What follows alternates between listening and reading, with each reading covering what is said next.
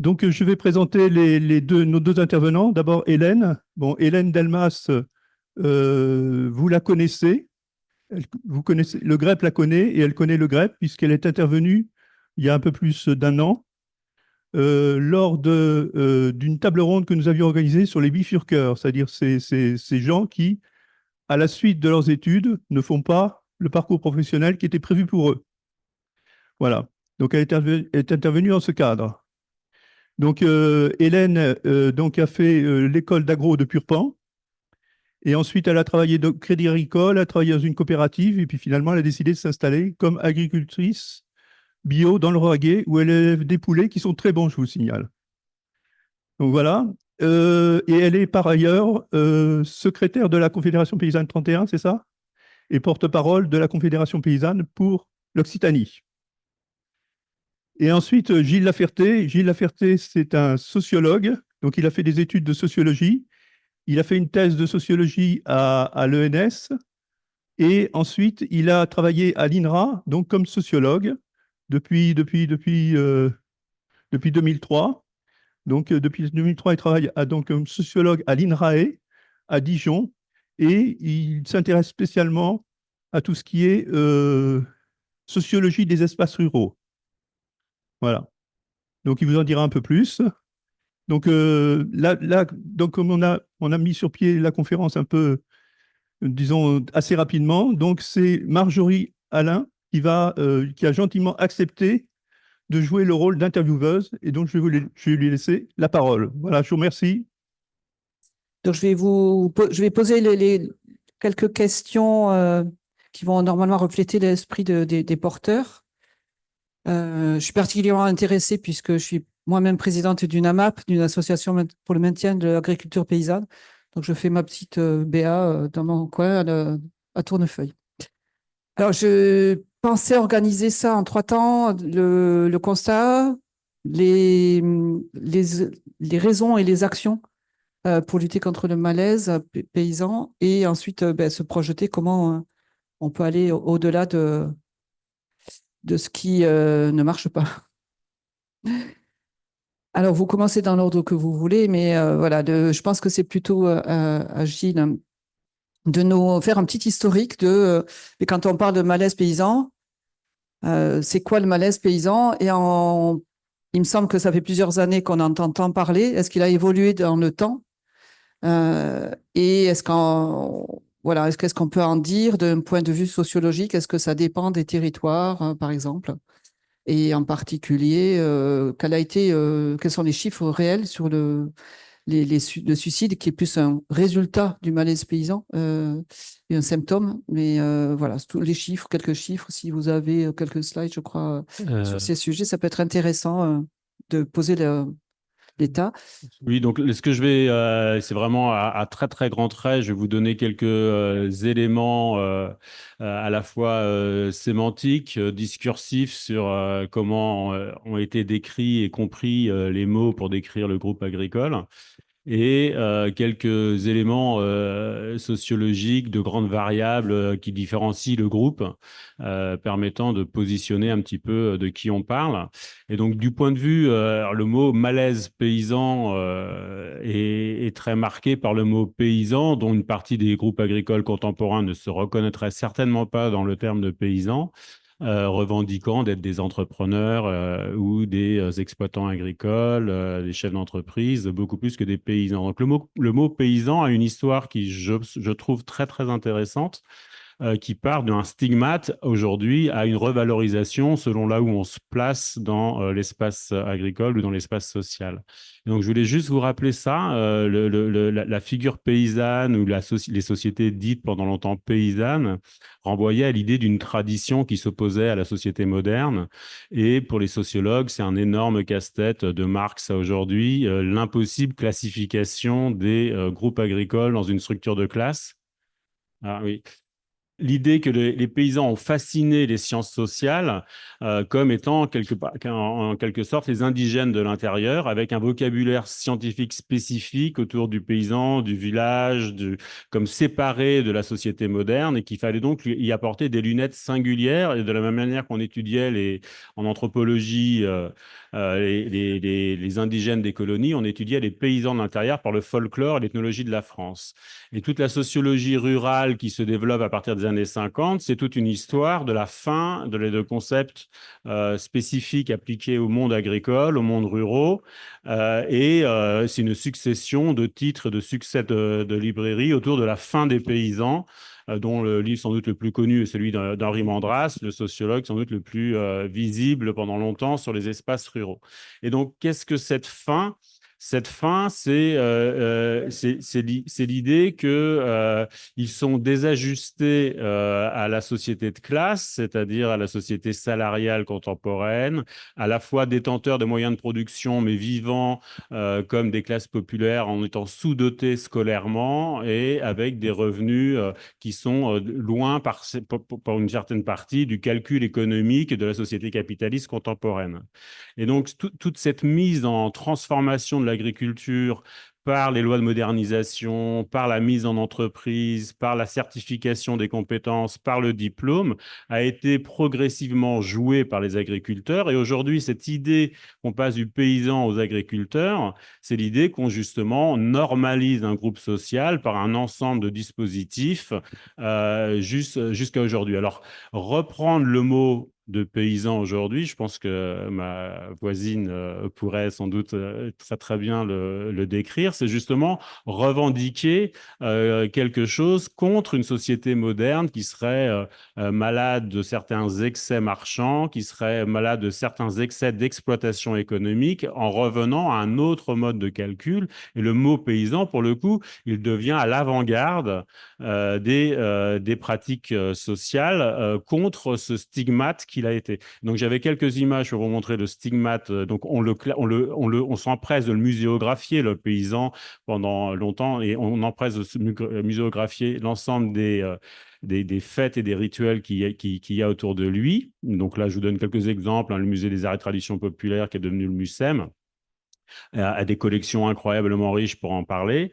Et je voulais vous montrer une image parce ah, ça marche pas. Bon, celle-ci, elle me plaît beaucoup pour dire ce qu'elle a. Je pense que beaucoup d'entre vous, vu les têtes grises que je devine dans la salle, ont dû être témoins de cette période. Donc, Pierre Bourdieu, le bal des célibataires. Au premier plan de dos, c'est un paysan qui regarde le bal se faire devant lui, mais c'est un bal d'ouvriers et d'employés au village. Et toutes les filles ne regardent que les salariés, elles ne regardent jamais les paysans. Et même les paysans qui étaient dotés de terres à l'époque, et ça se passe pas si loin que ça d'ici, je veux dire, c'est dans le Béarn, deviennent des personnes proprement immariables. Donc, les paysans, c'est le bal des célibataires qui regardent de loin les autres s'affilier socialement.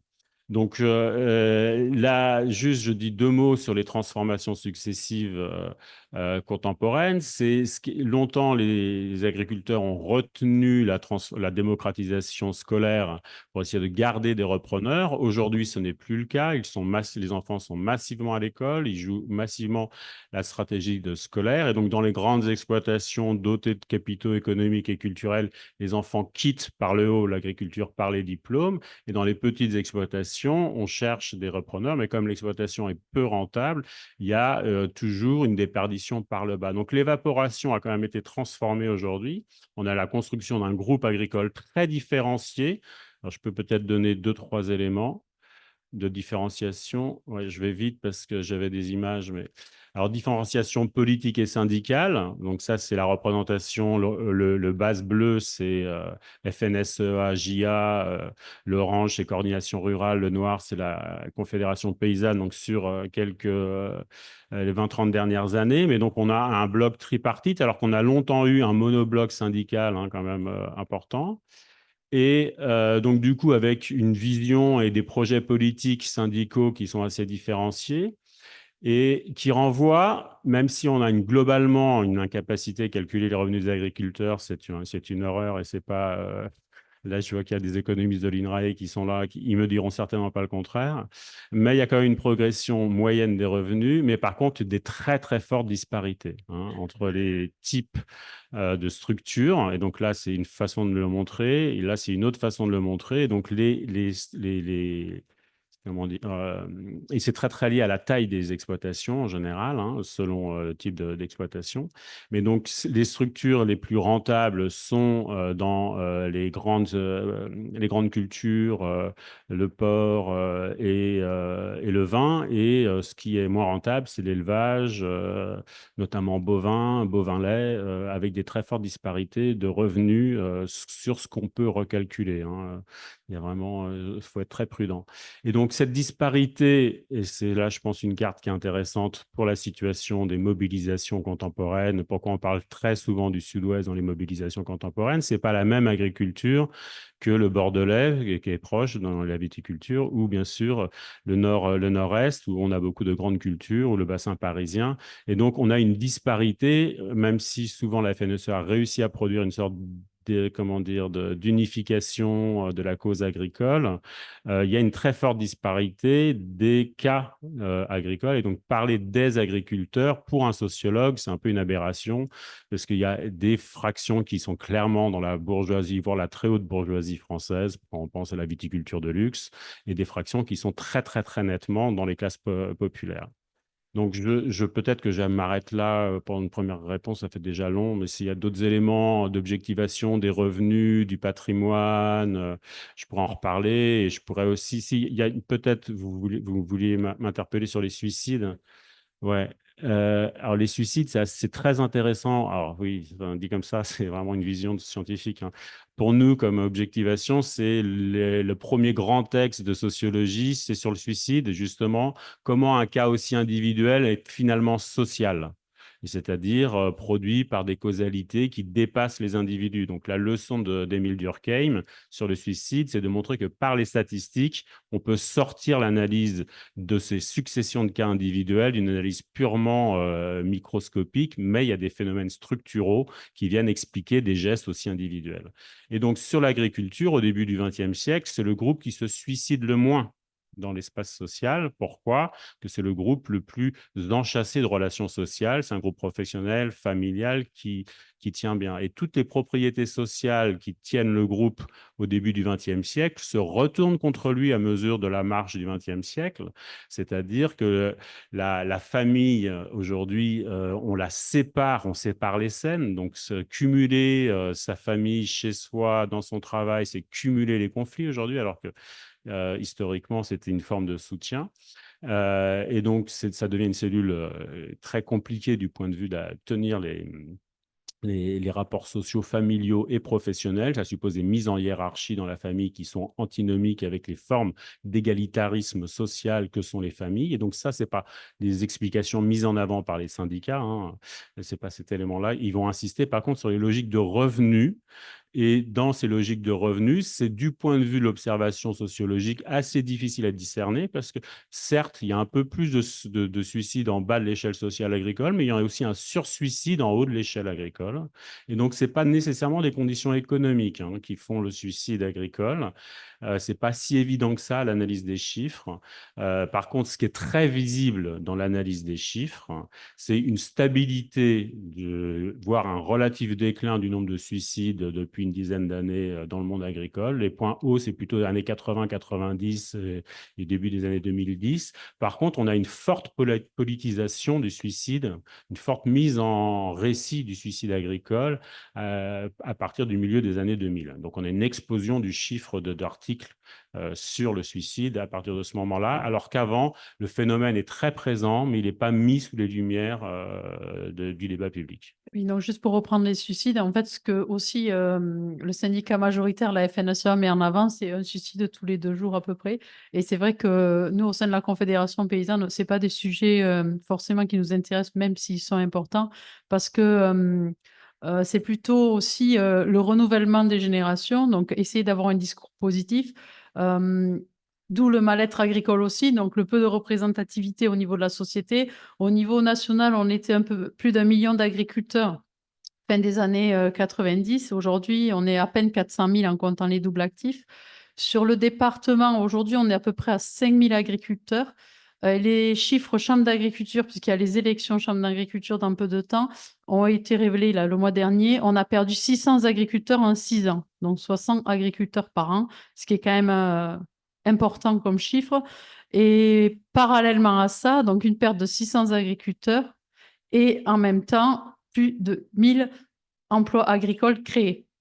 Donc, il y a bien de la valeur liée aux activités agricoles qui sont créées, mais qui ne reviennent pas forcément sur nos fermes. Le malaise agricole, le revenu agricole, donc ça c'est un fait. Au niveau du département, là aussi, chiffre chambre d'agriculture, revenu médian sur ce département, 700 € par mois. Comme ça a été dit, les revenus ne sont pas les mêmes, qu'on soit en polyculture élevage, où les revenus en général sont faibles, en plus, surtout si on le ramène au temps de travail. En gros, un travail 7 jours sur 7 à 70 heures par semaine pour lequel on n'arrive pas à toucher un SMIC, et un céréalier qui, chiffre de la MSA, pourrait travailler un tiers de l'année et récupérer des aides PAC. Donc là aussi, un gros débat dans le revenu agricole, c'est la répartition de la politique agricole commune qui fait une grosse part de nos revenus sur nos fermes. Et là, c'est vraiment des combats syndicaux, c'est-à-dire qu'aujourd'hui, c'est une aide majoritairement sur ce qu'on appelle le premier pilier de la PAC, donc c'est des aides surfaciques. Plus on a d'hectares, plus on gagne. Et ce que nous, on défend, c'est une aide plutôt sur le deuxième pilier de la PAC, c'est notamment les mesures agri-environnementales. Et ce qu'on demande aussi, c'est une aide à l'actif. Parce qu'en fait, ce qu'on démontre, c'est qu'il vaut mieux 10 petites fermes qu'une grosse. Et que c'est les petites fermes en général qui sont pourvoyeuses d'emplois parce qu'on va chercher de la valeur ajoutée.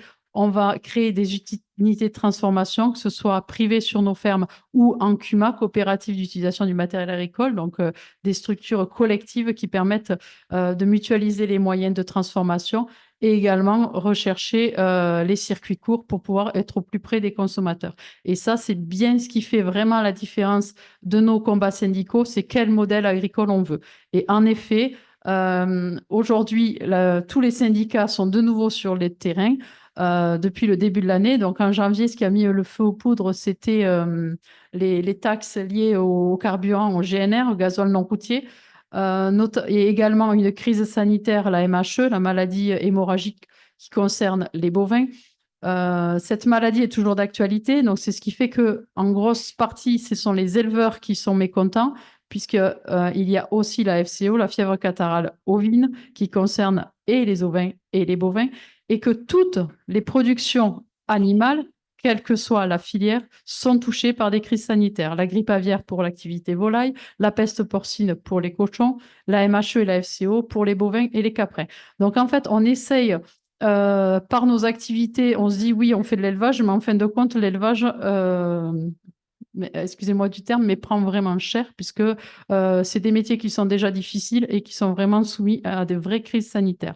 Il y a aussi les viticulteurs qui se mobilisent puisqu'il y a une vraie crise liée au manque de commercialisation du vin. Donc aujourd'hui, la plupart des agriculteurs, en effet, sont mécontents, donc de part du revenu. Et l'actualité, c'est les traités de libre-échange. On parle beaucoup du Mercosur, même s'il n'y a pas que ce traité de libre-échange.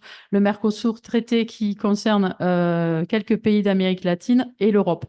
Nous sommes contre pour la simple et bonne raison que pour nous, on n'échange pas nos animaux contre de l'industrie, notamment aéronautique ou automobile. C'est pour ça qu'il y a des actions qui sont menées par la Confédération paysanne sur tout le territoire devant des concessions d'automobiles allemandes avec des vaches et des ovins. Vous risquez d'en voir un peu fleurir partout dans les départements avec des pancartes comme quoi nos animaux ne sont pas à vendre. Là aussi, combat historique de la Confédération paysanne, puisque depuis le démantèlement ou le démontage du McDo par José Bové début des années 2000, les conférences aux États-Unis, on a été le seul syndicat à dénoncer ce traité de libre-échange et maintenant les autres syndicats se réveillent, même si ce n'est pas pour les mêmes raisons.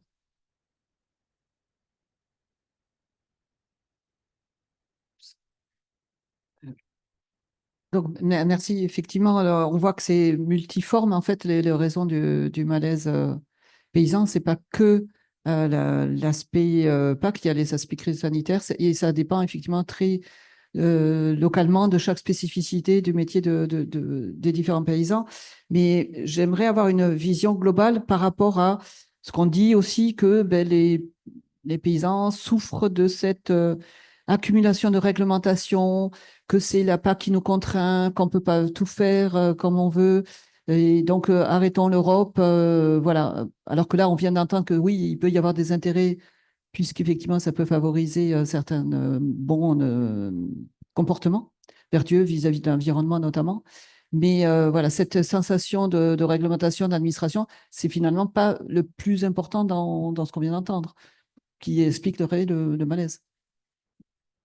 Alors, en effet, il y a quand même une surcharge administrative, ça n'importe quel agriculteur pourra vous le dire, parce qu'on passe quand même beaucoup de temps dans la paperasse, ça, on ne peut pas le nier. Maintenant, là où notre désaccord est profond, c'est sur les normes environnementales, puisqu'en fait, c'est ça.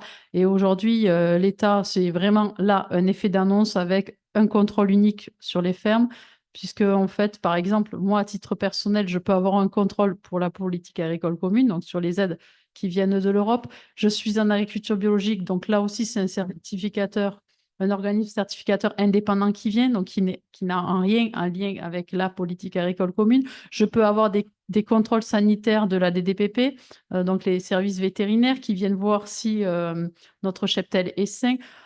Donc, en fait, c'est différents organismes qui interviennent sur nos fermes. Donc, chacun peut venir une fois, plusieurs fois dans l'année. Et donc, en effet, ces contrôles se préparent et c'est une surcharge. Il y a aussi tout ce qui est règles environnementales, c'est-à-dire les zones de non-traitement, le respect des bandes enherbées, la fréquence de traitement. Et pour nous, ce n'est pas contradictoire, c'est-à-dire que ce n'est pas parce qu'on a des normes environnementales un peu plus drastiques que ça nous fait perdre du revenu, bien au contraire, puisque en fait, on sait que c'est par des mesures agroécologiques et un réel changement des pratiques agricoles que l'agriculture sera plus vertueuse et que de toute façon, nos sols, parce qu'il y a la problématique aussi agronomique, vont cesser de s'appauvrir et donc revenir sur des rendements un peu plus corrects.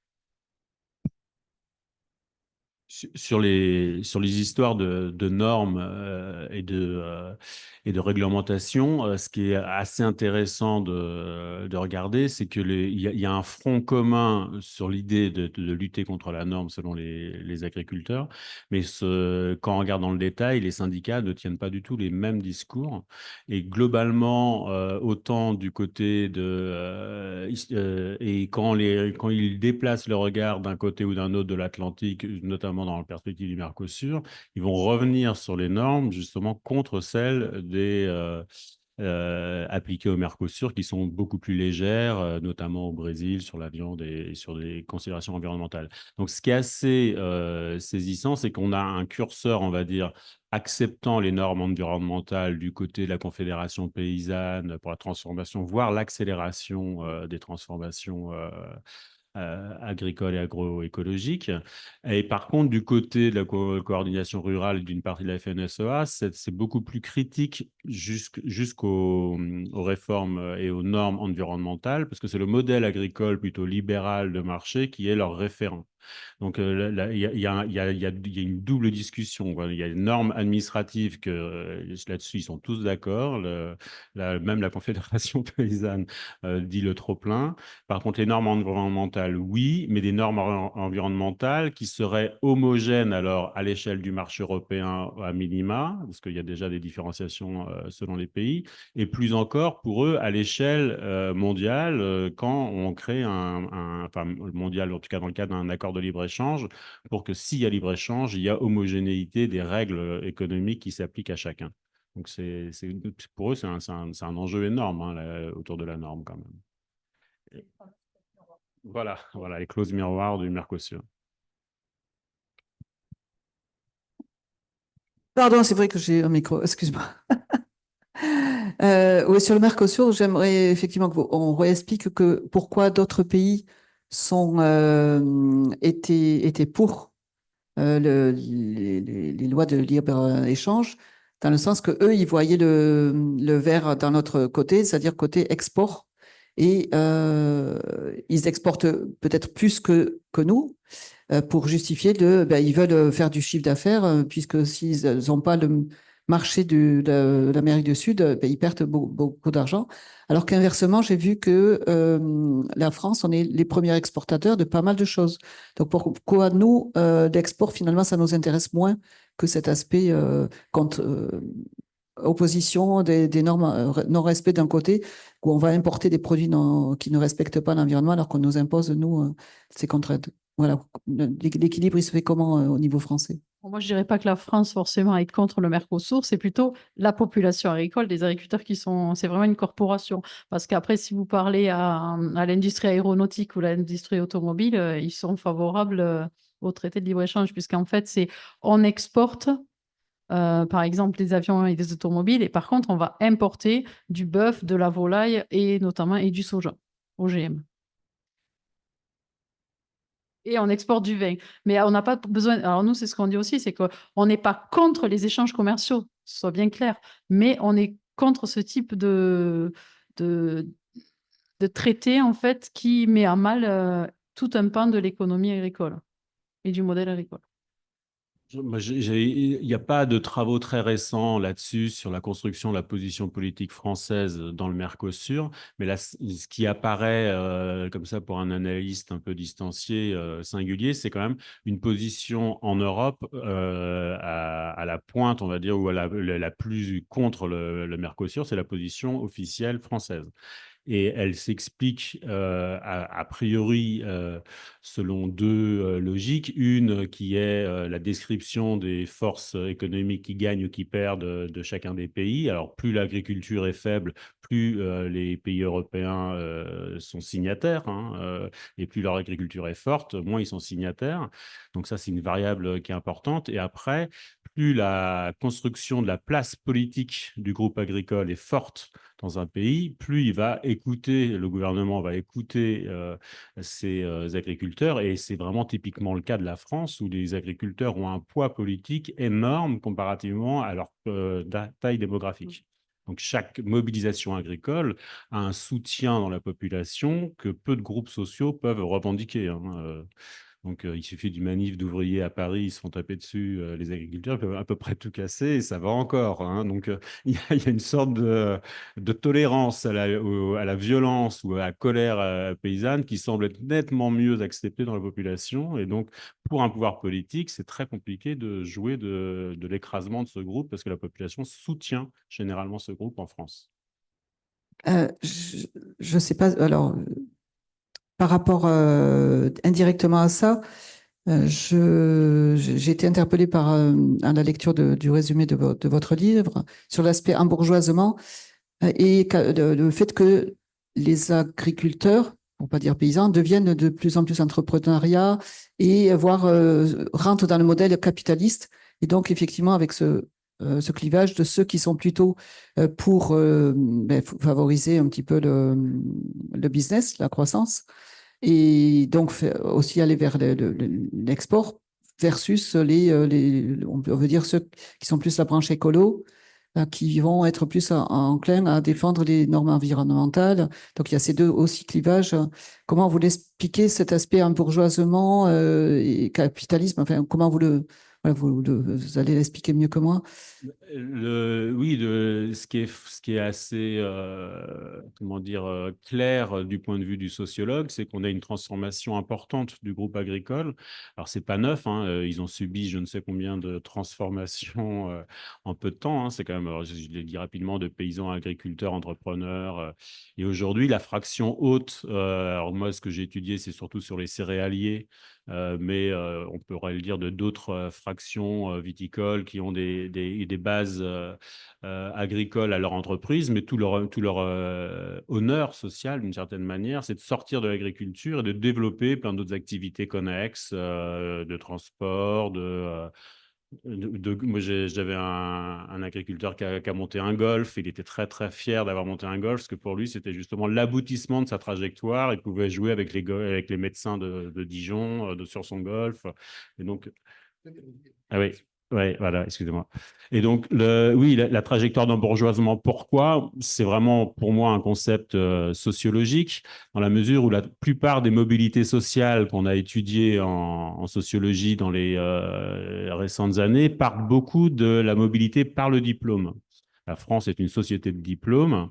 Et par donc les capitaux culturels, dont les diplômes sont la forme la plus objectivée, mesurable, hiérarchisable. Et donc, du coup, c'est les mobilités beaucoup salariales, hein. Alors que les mobilités par la droite de l'espace social ou par le capital économique ont été nettement moins étudiées. Donc, celles des artisans, commerçants, petits chefs d'entreprise qui ne sont pas tout à fait en haut de la structure sociale. Et donc, j'ai appelé ça embourgeoisement dans la mesure où ils n'étaient pas, à la différence de la gentrification, critique de l'ordre social. La gentrification, elle veut transformer les normes du bon goût en déclassant la culture bourgeoise traditionnelle, pour mettre en avant plutôt la BD, je sais pas, l'art contemporain, le jazz, contre la musique classique, l'opéra, et donc transformation des systèmes de goût et de la légitimité culturelle, alors que les mobilités par la droite de l'espace social se conforment à ce qu'ils comprennent être la hiérarchie culturelle par des goûts plutôt traditionnels, classiques. Et donc, c'était ce mouvement-là qui conceptuel en sociologie qui m'intéressait de décrire. Et donc, les agriculteurs en grande mobilité économique et sociale sur plusieurs générations sont généralement conservateurs dans l'ordre social. Oui, donc en fait, on retrouve. Avant, ça n'existait pas. Les paysans étaient tous à peu près sur le même schéma. Donc, historiquement et progressivement, ben, effectivement, il y a un clivage. Est-ce que ça veut dire on va plus avoir la possibilité que tous les paysans soient dans cette solidarité et parlent d'un seul bloc pour le futur? Alors, en effet, les agriculteurs sont divisés. Cependant, il y a quand même une solidarité dans le monde paysan parce que on peut avoir des voisins. On a quand même, si, une certaine solidarité sur nos fermes, quel que soit le syndicat ou le milieu d'embourgeoisement. Il y a vraiment une entraide qui existe. Je pense que historiquement, ça a toujours existé aussi parce qu'il y avait les métayers, il y avait les fermiers. Enfin voilà, il y avait différents ordre hiérarchique, notamment c'est l'accès au foncier. Donc moi, quand on parle d'embourgeoisement, il y a aussi les capitaux qui sont en jeu. Pour s'installer aujourd'hui céréalier, si on n'est pas fils de céréalier ou issu ou qu'on a des terres dans la famille, c'est très très compliqué puisque forcément ça demande des surfaces. Au niveau du département, on a des prix moyens à peu près de 10 000 euros l'hectare. Donc quand on sait qu'en moins de 150 hectares uniquement en céréales, on ne peut pas vivre. Imaginez les capitaux sans parler du matériel et du prix de la machine, de la moissonneuse boiteuse, du tracteur et tout ça. Donc, ça demande une forte mobilisation de capitaux et en effet, les banques ne prêtent qu'à ceux qui ont déjà des fonds. C'est pour ça aussi que nous, on milite pour des petites fermes, puisque pour avoir des agriculteurs nombreux, c'est recréer aussi des ceintures vertes auprès des villes, être au plus proche des consommateurs, installer des maraîchers, parce que ça aussi, enfin, j'ai rien contre les amis espagnols, mais pourquoi on importe des légumes d'Espagne alors qu'on pourrait très bien les produire sur le territoire? Ça se faisait par le passé et ça demande peu de capitaux au départ pour s'installer, comme en polyculture élevage, où on peut, moi j'en suis l'exemple, je suis partie avec 12 hectares et j'arrivais à en vivre. Donc, il y a cette histoire de foncier qui est primordiale sur ce sujet. Et autre sujet aussi, c'est qu'aujourd'hui, en fait, pour moi, le métier premier de l'agriculteur, c'est de produire de l'alimentation. Et ce que souhaitent l'État et le syndicat majoritaire, c'est qu'on devienne aussi des producteurs d'énergie. Donc, en plus de la grosse pression pour accéder au foncier, il y a maintenant les producteurs d'énergie et donc aussi des capitaux, des apporteurs donc, et des sociétés qui viennent investir dans le foncier, donc des assureurs ou d'autres entreprises qui viennent acheter du foncier pour mettre ce qu'ils appellent de l'agrivoltaïsme et ce que nous, on appelle du photovoltaïsme, donc des panneaux solaires au sol, dans les champs, de terres agricoles pour produire de l'énergie. Et le revenu est plus que 4 fois plus que celui qu'un agriculteur ferait juste en vendant de la céréale.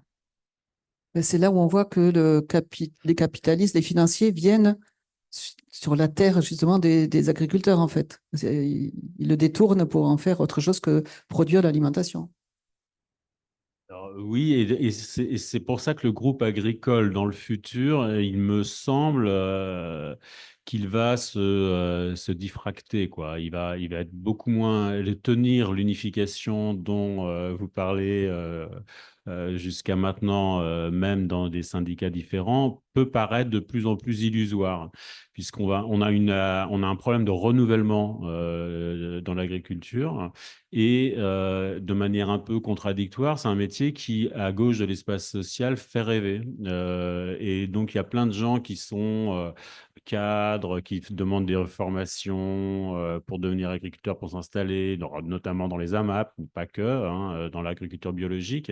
Donc, il reste l'idée, alors tout le monde, tous ceux qui sont dans cette trajectoire-là vont parler de métiers qui ont du sens contre ceux qui seraient des métiers nuisibles, financiers ou d'autres types d'activités. Et donc, il y a une sorte d'écartèlement dans le monde agricole entre cette construction d'un modèle capitaliste ou capitalistique fort de la grande culture jusqu'à la production de l'énergie, et de l'autre côté, une sorte de rêve social que pourrait encore incarner l'agriculture contre d'autres métiers salariaux qui seraient devenus un peu fous et désincarnés parce que ce n'est pas des productions concrètes. Et donc, il y a cette tension qui s'opère et qui, on imagine mal, puisse créer un groupe agricole uni comme il a pu l'être, malgré ses divisions, dans sa présentation politique pour obtenir des avancées. Alors, ça me fait penser à la conférence précédente qu'on a eue la semaine dernière sur le lien entre l'économie sociale et solidaire par rapport à l'économie capitalistique classique, où la réponse était de dire quelle est la place de l'un par rapport à l'autre, et on présentait l'économie sociale et solidaire comme étant un complément, voire une béquille au moment où, quand l'économie normale décline, ben, on a besoin des SS pour venir recréer, ben, remplacer, prendre le relais. Et je pense que justement, on est un peu dans cet équilibre-là aussi. Donc, tout ce que vous disiez que les petites fermes autour étaient solidaires entre elles, je pense que vont s'appuyer de plus en plus sur cette économie sociale et solidaire. Il y a les AMAP aussi, mais pas que. Il y a peut-être quelque chose à réinventer, et ça va être un équilibre entre les deux, c'est-à-dire entre les grands céréaliers dont on a besoin pour produire à grande échelle et nourrir la grande population, mais également de faire en sorte que les petits survivent aussi avec le relais, et trouver, et notamment, je voulais qu'on aborde le sujet de l'eau, parce que quand il va y avoir un problème de l'eau, comment on va... Oui, alors en effet, de toute façon, de l'entraide, il y en a besoin. On est un groupe social peut-être à part, mais de plus en plus aussi diplômés, parce qu'en effet, il y a de plus en plus qu'on appelle des hors-cadres familiaux qui s'installent et qui sont de plus en plus diplômés, de plus en plus de femmes aussi s'installent en agriculture. Donc ça, pour nous, c'est une évolution vraiment positive. La solidarité, moi je pense, et puis bon, c'est quand même notre fer de lance, il y en aura toujours besoin, par de la mutualisation, j'en reviens, mutualisation des moyens de production, mutualisation des moyens de transformation, mutualisation des moyens de commercialisation par des drives, des AMAP, enfin, et que la société civile aussi participe à tout cela. On est aussi souvent des couples mixtes. Enfin, quand je dis mixte, c'est-à-dire que peut-être le mari ou la femme travaille sur la ferme et le second est salarié, donc on espère tous aussi jouir d'espaces privés un peu plus importants que rester sur la ferme. Donc ça, enfin, pour moi, c'est une évolution aussi sociologique à prendre en compte. Question de l'eau.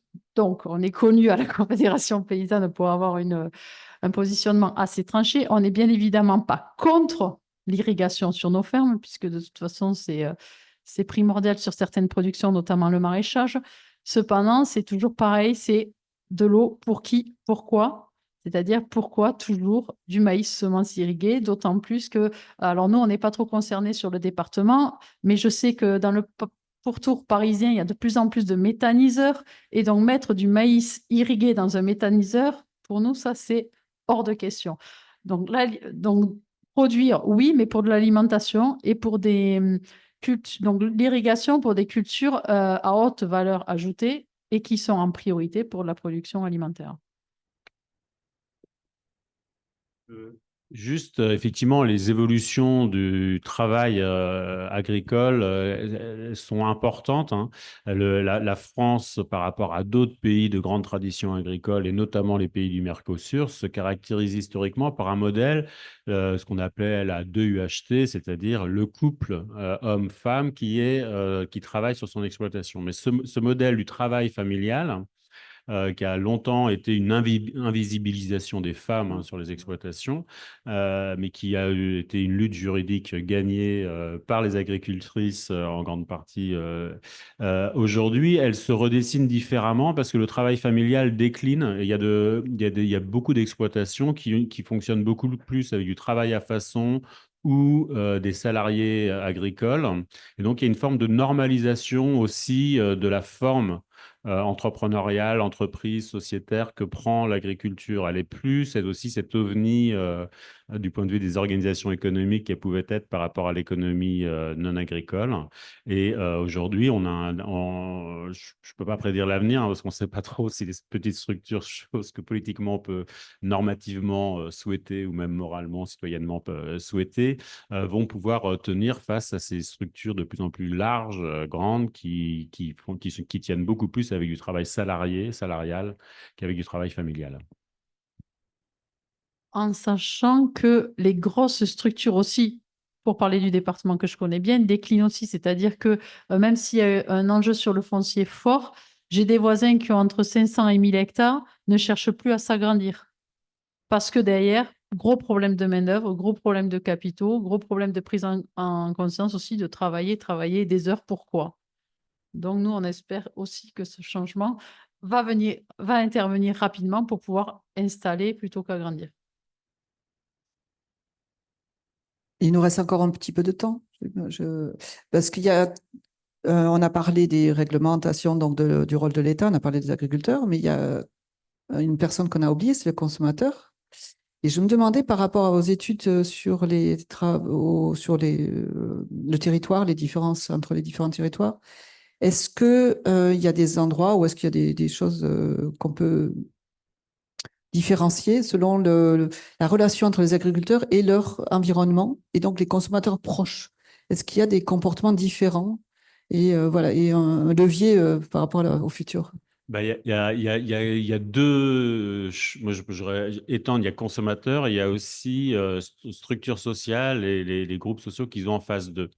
Et donc, les espaces ruraux, bien au-delà de l'agriculture, se sont extrêmement diversifiés dans les 50 dernières années, avec des espaces ruraux qui sont restés très agricoles, d'autres qui étaient industriels et d'autres qui sont devenus des espaces balnéaires, touristiques, avec des fréquentations de classes plus ou moins élevées. Et donc, ce qu'on observe dans la logique commerciale de consommateurs, c'est un développement des entreprises bio au plus près des foyers ou les campagnes sans bourgeoises.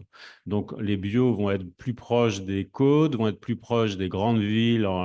Les AMAP parisiennes, c'est la Seine-et-Marne qui se transforme en maraîchage. Donc, c'est pas, le maraîchage ne se développe pas là où ce serait le plus porteur, le plus utile, le plus facile du point de vue des sols. Il se développe là où il y a le public du circuit court qui peut payer cher ces légumes bio.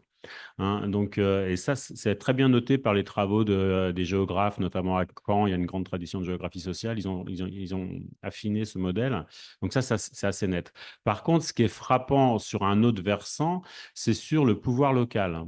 Les agriculteurs sont des grands pourvoyeurs d'élus locaux, sont des grands pourvoyeurs de surreprésentation des conseils dans les conseils municipaux. Et autant ils font face dans beaucoup de campagnes agricoles, industrielles, à des classes populaires, et donc ils font partie d'une certaine manière des petits notables locaux en étant des propriétaires de la terre, en étant des personnes, même s'ils ont des petits revenus, ils ont un patrimoine incomparablement supérieur aux autres groupes sociaux qui sont en face d'eux.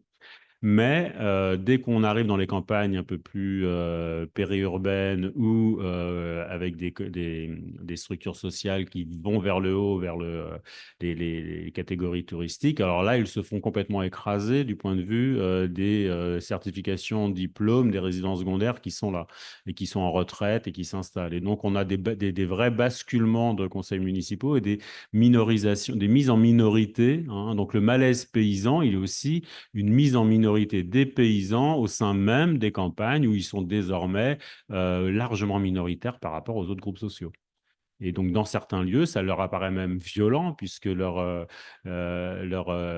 voisins vont être des gentrificateurs qui veulent un espace dépollué au maximum de l'emprise agricole. Ok, effectivement, c'est intéressant. Sur le futur, est-ce que, moi, je me pose toujours la question de comment on peut répondre à la fois au Mercosur et puis nourrir notre propre population? Est-ce qu'au lieu d'exporter tout ce qu'on produit, on ne devrait pas arriver à nourrir déjà la France? Alors peut-être sur la France, c'est compliqué, mais par région, sur l'Occitanie, par exemple, si on prend la Alors, loupe.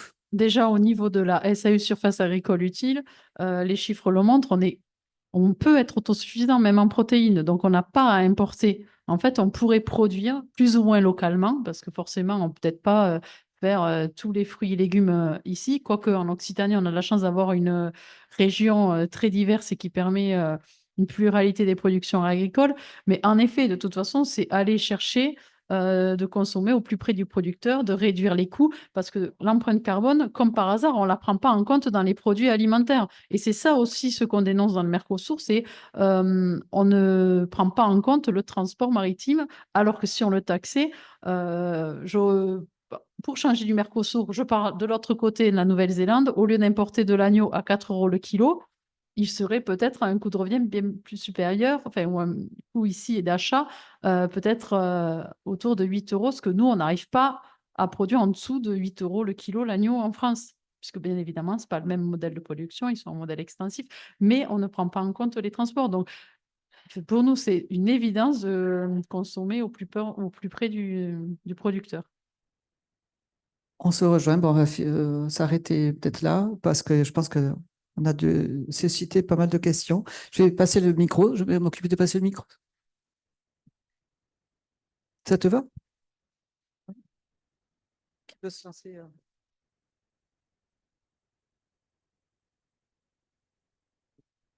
Voilà, tout d'abord, merci pour vos interventions. Je suis issue de ce qu'on appelait le milieu paysan, dont vous parliez tout à l'heure. Et là, j'ai suivi quand même un petit peu les évolutions. Je voudrais poser la question de l'influence de la PAC, parce que j'ai vu c'est le milieu agricole de montagne, j'ai vu une augmentation terrible des prix des terres agricoles, parce que chaque agriculteur savait que plus il avait de terres, plus il aurait de PAC, etc. Et donc, j'ai vu une espèce de fuite en avant, de montée des terres agricoles. Le crédit agricole devenait un peu propriétaire des exploitations parce qu'on empruntait pour avoir toujours plus de terres, des choses qui m'ont paru une espèce de fuite en avant due à la PAC, peut-être. Autre chose aussi, c'était, vous parliez tout à l'heure des terres qui devenaient réservées à la production d'énergie. Mais la SAFER est toujours un organisme qui existe, je suppose, et qui donc donne son autorisation ou pas. Voilà, c'est des questions comme celle-là. Et puis encore plein d'autres, mais je laisse la place. Alors, pour répondre à la deuxième question, tout ce qui est énergie, ce n'est pas la SAFER. La SAFER, elle régule notamment l'acquisition du foncier, le prix. Elle est censée encadrer le prix des terres agricoles. Donc, il y a des commissions cantonales qui ont lieu en fonction. Donc, c'est-à-dire que si il y a une terre qui se libère sur une commune, il y a un appel. Les personnes intéressées candidatent.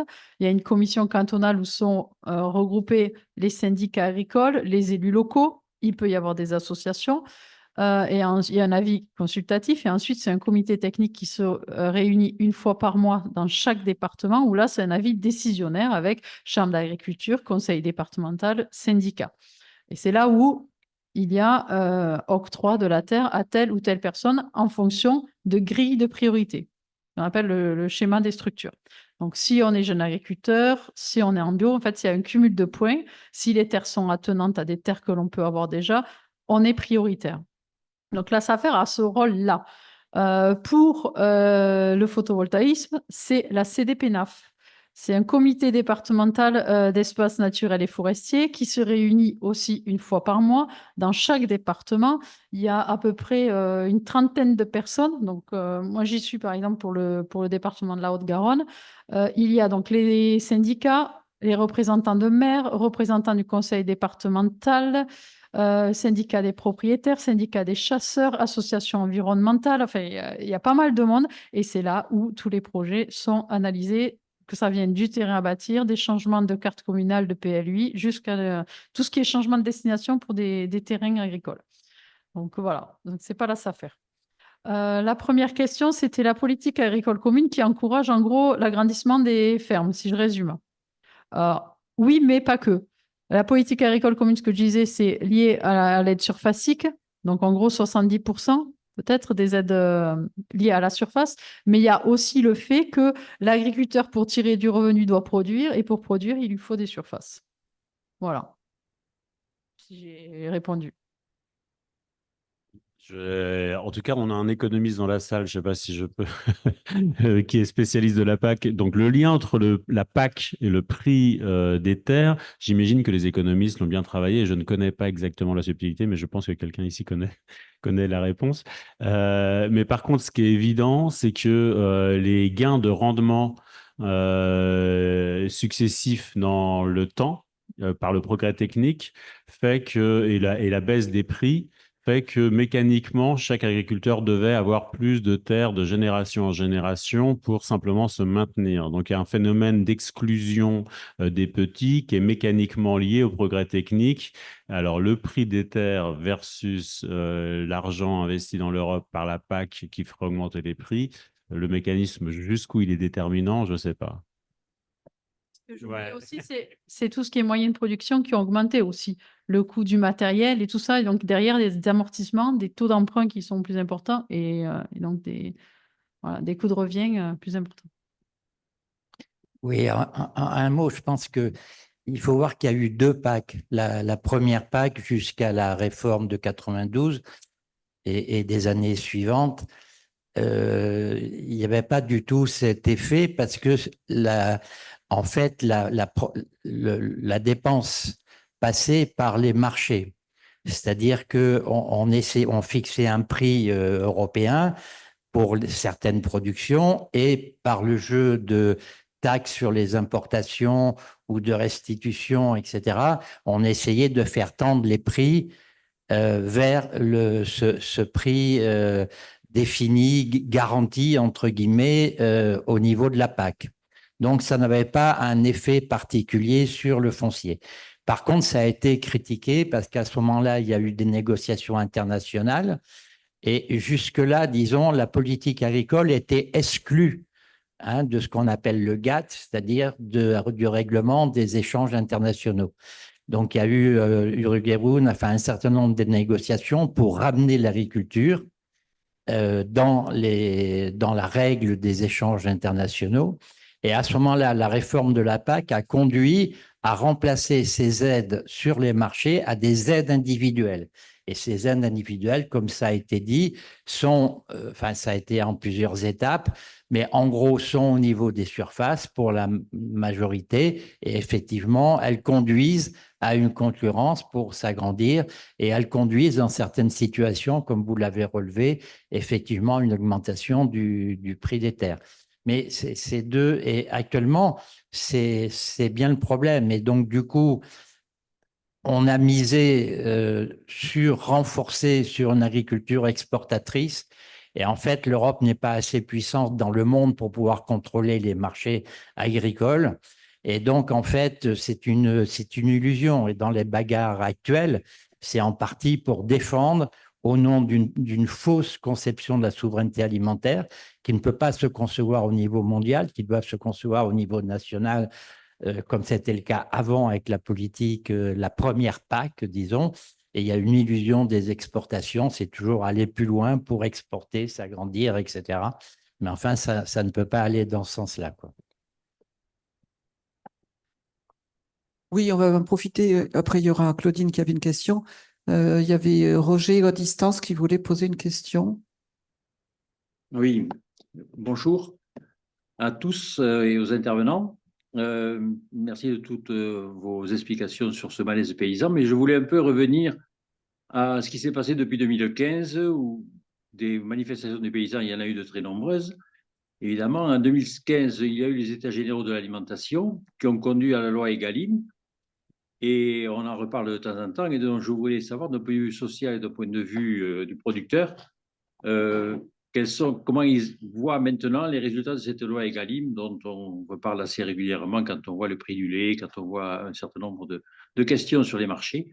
Puis j'avais une petite question bis, c'est est-ce que dans le malaise paysan, c'est un peu lié à des régions particulières, mais est-ce on parle pas mal du loup et de l'ours? Est-ce que vous avez quelques explications sociologiques à nous amener par rapport au comportement de certains paysans, certains trouvant qu'il fallait conserver la biodiversité, voire la réimplanter, et d'autres disant plutôt qu'il faut tirer quelques loups de temps en temps, ça ne fera pas de mal. Merci. Alors, la loi Egalim, j'avais eu l'opportunité en 2018 d'y participer parce que j'avais été invitée à l'Élysée et honnêtement, j'y croyais vraiment. Parce que le but, c'était vraiment d'apporter 40% de produits bio, enfin 20% de bio, 40% de local, même si ça a été retoqué, le local, dans la restauration collective. Et en fin de compte, on a la loi Egalim 3, 4, je ne sais même plus, on ne les compte plus. 3, ouais, voilà. Il y a la 4 qui doit se préparer dans les tiroirs. Et en fin de compte, aucun résultat. En tant que producteur, une fois de plus, j'en suis l'exemple. Alors que je suis à 30 km de Toulouse, que j'ai des gros collèges autour de moi qui seraient demandeurs, je fournis uniquement une cantine scolaire très régulièrement. Donc, en fait, le gros problème, c'est le prix, puisqu'on ne peut pas concurrencer des centrales d'achat. Je maîtrise mal le sujet Egalim, hein, je ne vais pas m'étendre, mais je pense que quand même le principe de départ de l'idée que le prix n'est pas contrôlé par les grandes surfaces, mais le prix est censé être formé par le coût réel de production pour garantir que les agriculteurs ne vendent pas à perte selon le rapport de force, est un principe général de précaution, de défense du groupe agricole. Alors, je crois que toute la grande difficulté, c'est la mise en place concrète des coûts de production par zone, par type de produit, et la diffraction de la production agricole et de sa représentation fait que la mise en place concrète est très, très difficile et que donc le rapport de force n'est pas encore favorable aux agriculteurs, d'où cette surenchère de 1, 2, 3, 4, 5 pour essayer de trouver un début de commencement de changement du rapport de force. Donc pour le moment, sur ce que moi je crois comprendre, et je ne suis pas du tout un spécialiste de cette loi Egalim, il y a un consensus pour aller dans cette direction, mais l'application semble extrêmement compliquée. Et sinon, pour les loups, les ours, comme un point symptomatique des campagnes contemporaines, effectivement, il y a un conflit. Ah oui, je suis passé proche. Il y a un conflit d'usage qui se démultiplie dans les espaces ruraux. C'est ce que j'ai essayé de dire très rapidement. Et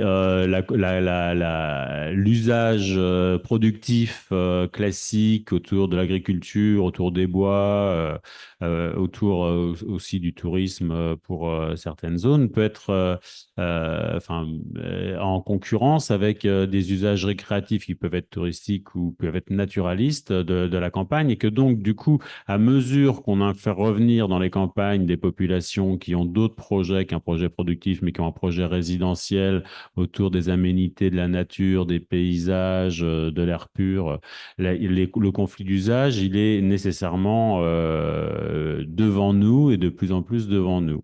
Et donc, repeupler par la biodiversité va être bien sûr un conflit d'usage entre ceux qui vont contre cette démultiplication, même s'ils vont entendre l'argument général. Mais globalement, dans les populations locales concernées par les logiques productives, on va être contre. Donc, c'est vraiment, je veux dire, la sociologie, pour le coup, elle est très productive, très prédictive. Les positions sociales et d'intérêt autour de ces questions-là prédominent très largement la structure des positions publiques, quoi. Et donc, on a un conflit qui est évidemment structurel, là, hein, qui va donc se démultiplier. Pour le moment, moi, je vois à chaque fois la même structure, hein, les locaux contre la réintroduction de ces populations, ceux qui ont des résidences secondaires plutôt pour, et ceux qui n'y vivent pas du tout carrément pour. Donc, là, je pense, ça se répète partout, hein. Alors après, pour la prédation, nous, ce qu'on appelle la prédation, le loup, l'ours, la Confédération paysanne a quand même une position une nouvelle fois différente au syndicat majoritaire. C'est-à-dire que nous, on n'est pas contre et on a des éleveurs en montagne qui font du pastoralisme et qui vivent très bien avec l'ours en Ariège, dans les Hautes-Pyrénées et dans notre département, puisqu'il y a des moyens qui sont mis en place pour effaroucher ou pour essayer au maximum de protéger les troupeaux quand on sait qu'il y a une présence d'ours. Nouvelle fois, je vais prendre mon exemple sur ma ferme. On est, ça y est, dans le département et sur ma commune, touché par la présence du loup, puisque ça y est, le loup est descendu de la montagne noire pour arriver dans le Lauragais. Donc, depuis le mois d'avril, on a des attaques très récurrentes sur les troupeaux de brebis. Loup solitaire pour le moment et qui probablement est en train de créer sa meute. Donc là, en effet, dans le Lauragais, c'est le feu avec la présence du loup. Alors attends, oui, c'est bon, ça marche. Oui, ma question concerne une information que j'ai entendue parfois, c'est que il y avait un système de mis en place pour que l'agriculteur puisse prendre ce qu'on appelle un congé, tout comme un salarié. C'est-à-dire qu'il peut enfin, il y a quelqu'un qui vient sur sa ferme pour faire son travail pendant quelque temps. Et donc, je voudrais savoir si cette solution est beaucoup utilisée dans le monde des agriculteurs et si ça lui est complètement offert ou s'il faut qu'il finance lui-même ces vacances auxquelles il a parfaitement droit, à mon avis. Alors, je pense que vous faites référence au service de remplacement. Mais c'est bien financé par l'agriculteur, il n'y a rien payé puisque on est comme des patrons, c'est-à-dire que si on prend des congés, c'est manque de chiffre d'affaires et pour se faire remplacer, on fait appel à de la main-d'œuvre. Et souvent, quand même, c'est de la main-d'œuvre soit familiale qui aide parce qu'on ne peut pas être là, ou des ouvriers qui sont déjà sur place et qui peuvent remplacer l'agriculteur le jour de ses congés. Mais en sachant que c'est quand même. Enfin, après, on distingue toujours pareil. Si on parle de congé pour un céréalier, c'est bien évidemment plus facile puisqu'il n'a que son tracteur à ranger dans le hangar hors période de semis, de collecte ou de désherbage. Pour un éleveur, c'est plus compliqué. Donc voilà, c'est pas, on ne parle pas de la même non plus quantité de congés ou de week-ends. Allez-y. Oui, j'ai une question concernant la coordination du monde rural pour se défendre. On entend parler souvent de FNSEA, on entend parler de coordination rurale, on entend parler vraiment de désaccords entre ces coordinations. Et ma deuxième partie de ma question, c'est je suis un peu surpris de voir qu'à la tête de la FNSEA, il y a plutôt un industriel, céréalier, j'en doute pas, gros céréalier, mais plutôt industriel qui domine le monde agricole. Alors, je dis juste un mot sur les vacances de la question de tout à l'heure. Les agriculteurs sont ceux qui prennent le moins de vacances et les sociologues ont longtemps analysé. Il y a un très bel article dans les années 70 de Patrick Champagne. Je vous invite à le lire. Franchement, ça s'appelle Les paysans à la plage et sur leur incapacité à avoir un rapport hédoniste à la plage et se baigner et leur distance à ce monde des vacances qui aujourd'hui est très largement rattrapé, hein. Bien sûr, il y a des piscines sur les grandes exploitations et puis ils vont aussi en vacances, même s'ils gardent garde une relative distance par rapport aux autres groupes sociaux au monde des vacances en moyenne. Et donc, sur le fait que le président actuel, Antoine Rousseau, de la FNSEA, soit un céréalier, c'est un grand classique hein, de la FNSEA. C'est très souvent on va dire les champions de la modernisation agricole qui sont les dirigeants paysans de la FNSEA depuis au moins les années 60. Donc là, on est dans une longue tradition et c'est très cohérent. Pourquoi? Parce que c'est le modèle qu'ils ont promu, c'est la cogestion avec l'État qui a été la production de ce monde agricole. Et donc la force, souvent les politistes ont analysé de cette manière de la FNSEA, c'est d'être tenu par de son monde des grandes exploitations, mais en mobilisant une unité paysanne et en mettant tout le temps en avant le polyculteur éleveur en grande difficulté dans les stratégies de mise en scène de la profession. Et donc, il y a ce double mouvement dans la FNSEA, hein, tenu par les grandes fédérations, tenu par les plus grosses exploitations, mais on met en avant le petit producteur pour ses revendications. Et donc, c'est en partie là-dessus que vont se créer dans les années 80, non, c'est fin des années 70, la Confédération, ouais. C'est sur des conflits justement sur ces systèmes de représentation. Et pareil, la coordination rurale au début des années 90, c'est des émanations critiques de ces stratégies de la FNSEA. On va prendre juste une question à distance, puis on reviendra sur le public. Je sais qu'il y en a deux. Max? Oui, Max. oui, bonjour. Bon, merci pour cette présentation du monde agricole et sur la complexité du monde agricole, la grande diversité. Moi j'ai juste une question technique que j'ai découverte dans le domaine, si vous voulez, des arboriculteurs. Les arboriculteurs ont deux gros types de problèmes. Il faut tailler les arbres et il faut cueillir les fruits.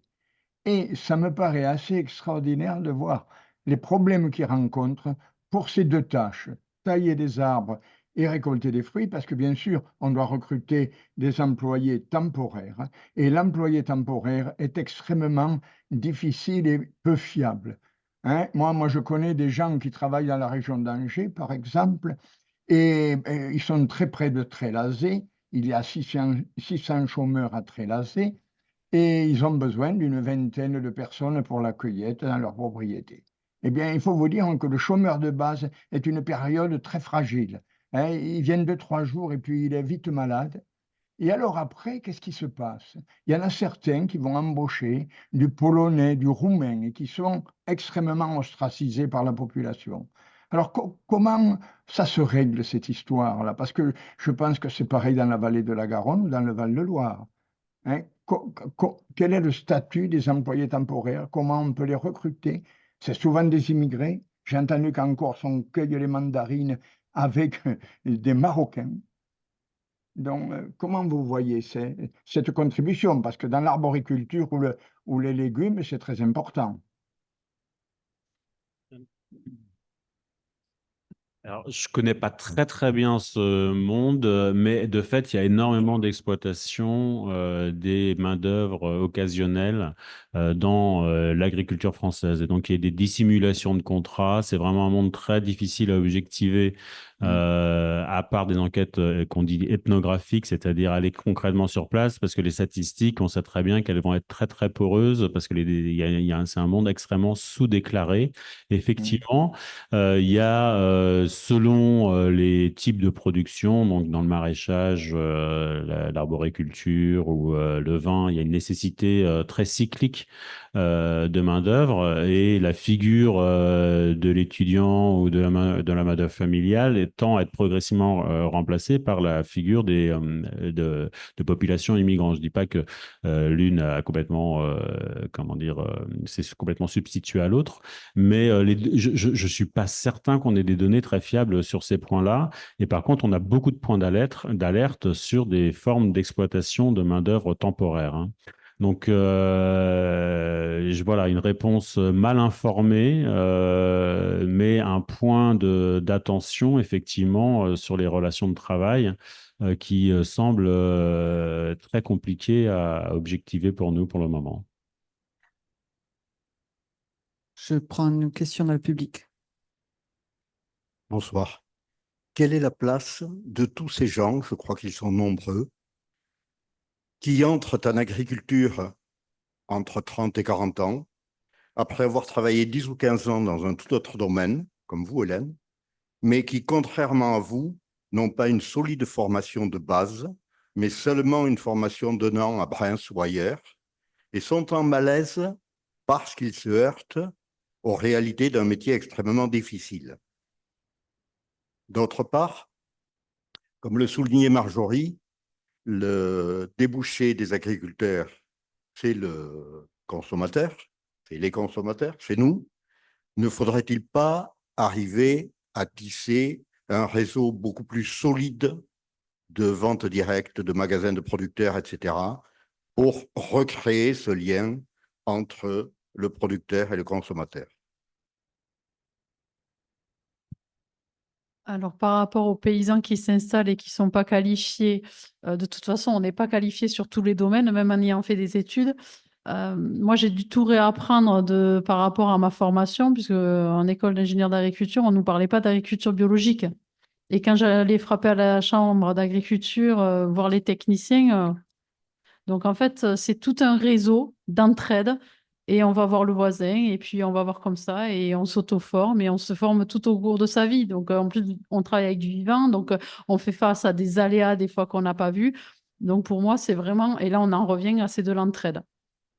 La question du consommateur, elle est centrale, ça c'est évident. Après, moi, pour être à 100% en circuit court et vente directe, c'est très chronophage.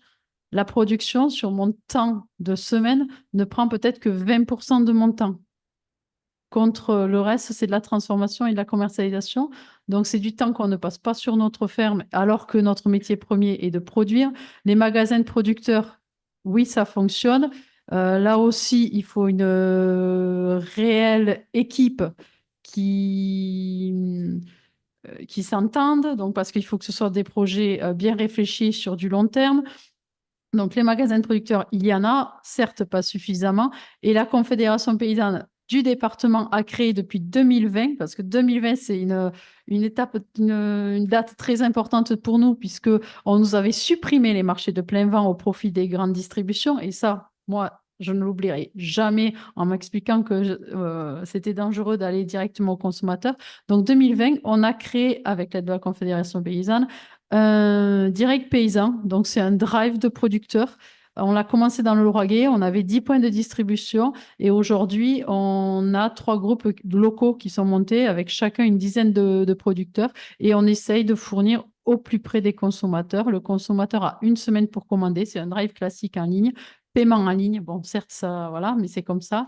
Et il va chercher ses produits frais, commandés jusqu'à la veille avec le pain fait du matin, les légumes, les fruits récoltés le matin, au plus près de son commerçant, puisqu'on a fait des partenariats avec des commerces.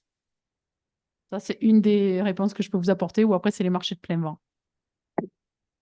Oui, il y a deux choses, moi, je trouve importantes dans votre remarque. C'est la formation des agriculteurs. Alors, je pense qu'il y a, alors peut-être que vous n'avez pas bénéficié de formation au bio, mais je pense qu'aujourd'hui, il y a vraiment toute une mise en marche, alors très visible dans les écoles d'ingénieurs agronomes, de la transformation agroécologique de l'agriculture française. Hein. Je pense que beaucoup de conflits dans les exploitations entre les enfants et les parents viennent de la formation agricole qui est justement maintenant beaucoup agroécologique.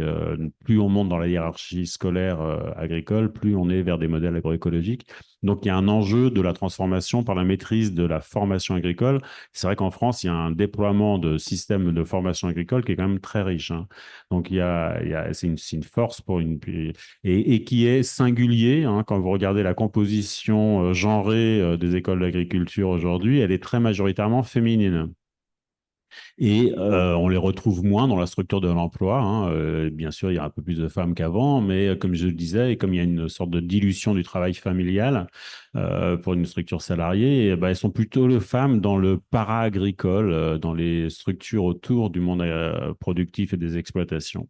Et le deuxième, ah oui, je pense que l'idée que les agriculteurs peuvent renouer avec les consommateurs, ça suppose qu'ils sont dans des dispositions de vente, soit de produits directs, soit de logique de transformation.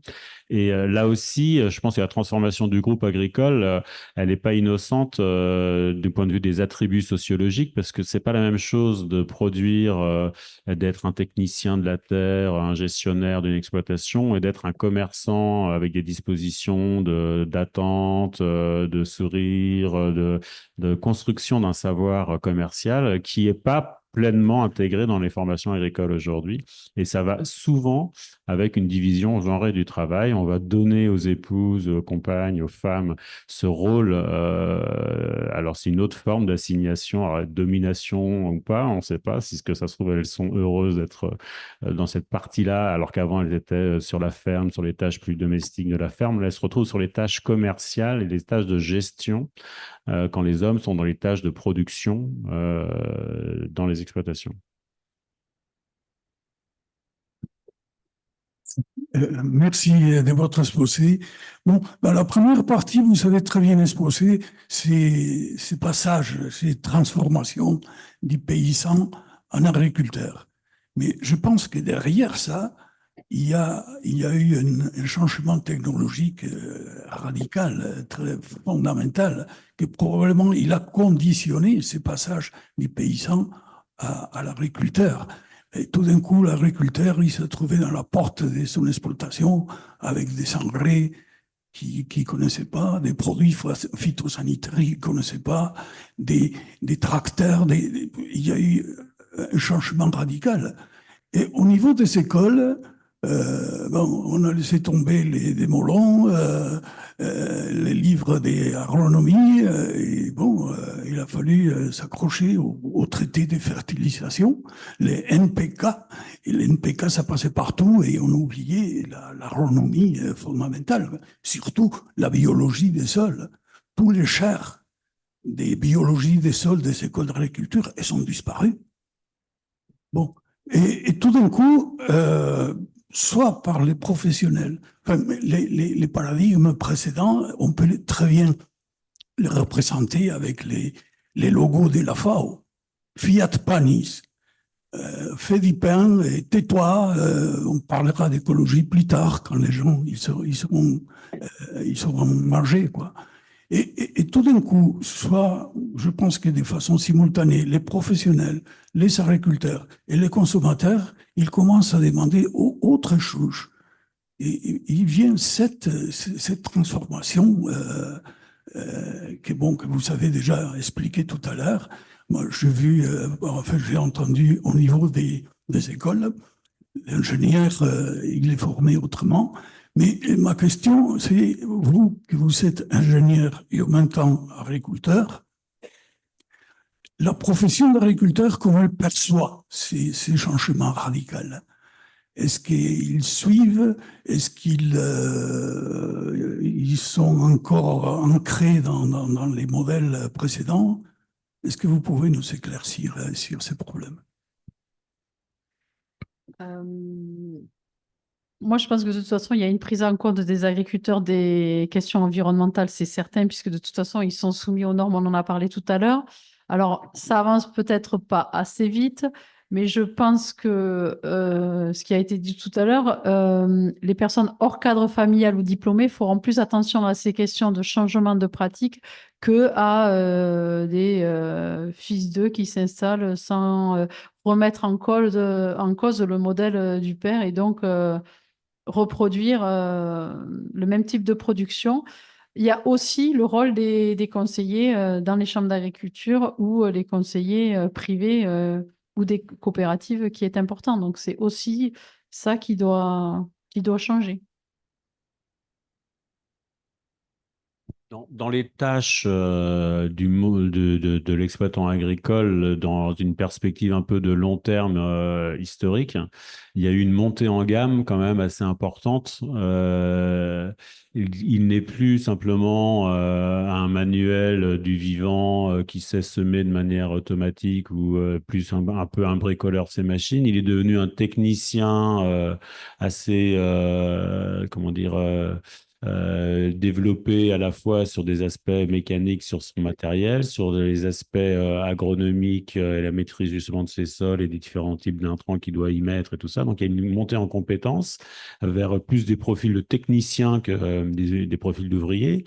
Et il y a aussi toute une mise en compétences gestionnaire, plus ou moins bien vécu, hein, mais qui, là aussi, parfois a été donné aux femmes, mais qui, globalement, quand même, suppose une transformation d'un esprit économique, calculatoire, beaucoup plus serré. Il y a toute la diffusion de la comptabilité agricole, qui est toute une longue histoire jusqu'à aujourd'hui. Et aujourd'hui, tout le monde présente son bilan. Un agriculteur qui arrive quelque part, il arrive avec son bilan face à un banquier ou un comptable de manière très, très routinisée pour expliquer le fonctionnement et présenter le fonctionnement de son exploitation. Donc, ce que je veux dire par là, c'est que, et alors aujourd'hui, sur les transformations écologiques aussi, le chemin est peut-être pas assez rapide, mais en tout cas, ça se fait. Donc, ce que j'essaie de dire par là, c'est qu'il y a une vraie, au-delà du diplôme qu'il pourrait avoir, il y a une vraie montée en compétences du point de vue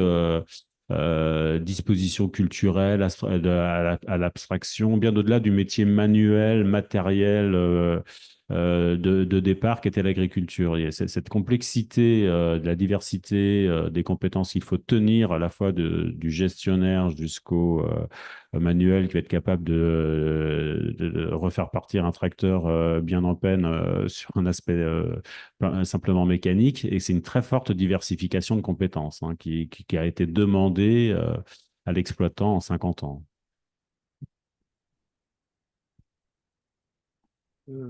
Moi, je voudrais poser des questions autour des normes réglementaires et environnementales, donc, qui sont un peu au centre de la colère du monde paysan, qui sont mises qui sont une cible. Je voudrais savoir si le monde paysan est contre les normes réglementaires environnementales en elles-mêmes, ou s'il est contre parce que d'autres pays, d'autres importations, d'autres produits ne les respectent pas, et donc ils sont face à une concurrence déloyale. Donc, un complément à ma question, c'est l'attitude du monde paysan par rapport à l'écologie. Parce qu'on a vu qu'il y avait par exemple des agences de la biodiversité qui avaient été saccagées. Donc ça, c'est un problème. Voilà. Alors là aussi, je vais distinguer l'attitude de la Confédération paysanne pendant les manifestations. C'est bien évidemment de ne pas s'en prendre aux agences de l'environnement, hein. Même ça a été fait sur certains départements par le syndicat majoritaire. Je pense qu'il y a vraiment une prise en considération des problématiques environnementales par les agriculteurs. Je le pense aussi parce que c'est quand même, on n'en a pas parlé, mais la santé publique liée à l'utilisation des produits phytosanitaires, les agriculteurs sont quand même les premiers impactés. Et donc, je pense que je ne connais pas une seule famille, directement ou indirectement, qui n'a pas été soumis à ces questions-là, de cancer ou d'autres maladies qui sont prouvées par l'usage des pesticides. Donc le mode opératoire, en effet, on peut le critiquer et je pense que c'est pas forcément contre les mesures qui leur sont imposées, mais c'est en effet la problématique de concurrence déloyale, c'est-à-dire pourquoi le voisin, et notamment en Espagne, tels produits sont homologués, utilisés, parce qu'en fait, chaque produit est homologué au niveau national, mais l'autorisation de mise sur le marché au niveau de la molécule, c'est européen. Donc, en fait, le combinage peut être différent d'un pays à l'autre et donc le mode d'utilisation. Et c'est plutôt ça qui contrarie la plupart des agriculteurs. Bonjour. Ah, vous vouliez Non, répondre? je voulais juste dire qu'il y a une vraie différence, parce que là, c'est la position de la Confédération paysanne, mais il y a quand même des partis syndicales et des agriculteurs qui sont très critiques de la mise en place des pratiques environnementales, hein. Donc, la Confédération paysanne, vous avez vu rapidement sur les chiffres, c'est 20-25% selon les départements. Voilà, donc il y a une partie, alors les autres ne sont pas contre nécessairement, et toutes les explications sont bonnes, mais il y a quand même une résistance d'une partie aux normes environnementales. Bonjour et merci pour vos présentations. Alors, je connais bien, je viens du monde paysan et je suis impliqué chez Terre de Liens aujourd'hui, qui est un organisme, un mouvement qui acquiert des terres agricoles pour essayer de les soustraire à la spéculation et les rendre disponibles pour que des jeunes NIMA, comme on dit, non issus du milieu agricole, puissent s'implanter sans avoir à acquérir le foncier.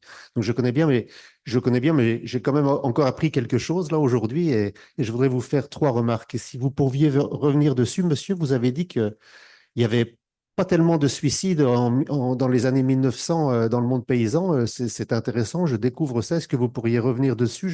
J'avais en tête qu'il y avait toujours eu dans ma famille, dans les voisins, partout, beaucoup de suicides dans le monde paysan. Je découvre ça, c'est intéressant. Est-ce que vous pourriez revenir dessus un petit peu, s'il vous plaît? Et pour Hélène, j'ai deux paradoxes, parce que les terres agricoles sont très très chères en France, 5, 6, 7, 8 000 euros l'hectare, mais c'est quand même 5, 6 fois moins cher qu'en Belgique, qu'en Allemagne, en Italie, je ne sais pas exactement, un peu aussi grâce à la SAFER. Bon, est-ce que c'est tenable à terme? Qu'est-ce que vous en pensez? Voilà, c'est une chose qui me préoccupe. Et il y en a une autre aussi. Quand j'étais jeune, on était un peu honteux d'être paysan. On voulait tous être ouvriers et cerise sur le gâteau, employés, parce que ça permettait d'être assis, chauffé. C'était le rêve. Aujourd'hui, c'est plus du tout ça. Le métier de paysan est redevenu très, très attractif. Seulement, il est très, très difficile d'en vivre. Je vois un écart incroyable entre cette attractivité du monde paysan et la complexité du métier, hein, parce que je dis toujours pour rire que diriger une entreprise, c'est de la rigolade à côté de diriger une ferme. Hein, aujourd'hui, c'est d'une très, très grande complexité. Il faut être pointu dans plein de choses. Hein, et voilà, comment se fait-il là? Qu'est-ce qui peut se passer à terme? Est-ce que cette grande spécialisation va pouvoir être rémunérée correctement un jour? Parce que chez Terre de Liens, on a beaucoup de mal à trouver des gens qui, même si on leur met à disposition le foncier, on a beaucoup de mal à trouver des gens qui arrivent à monter des comptes d'exploitation viables.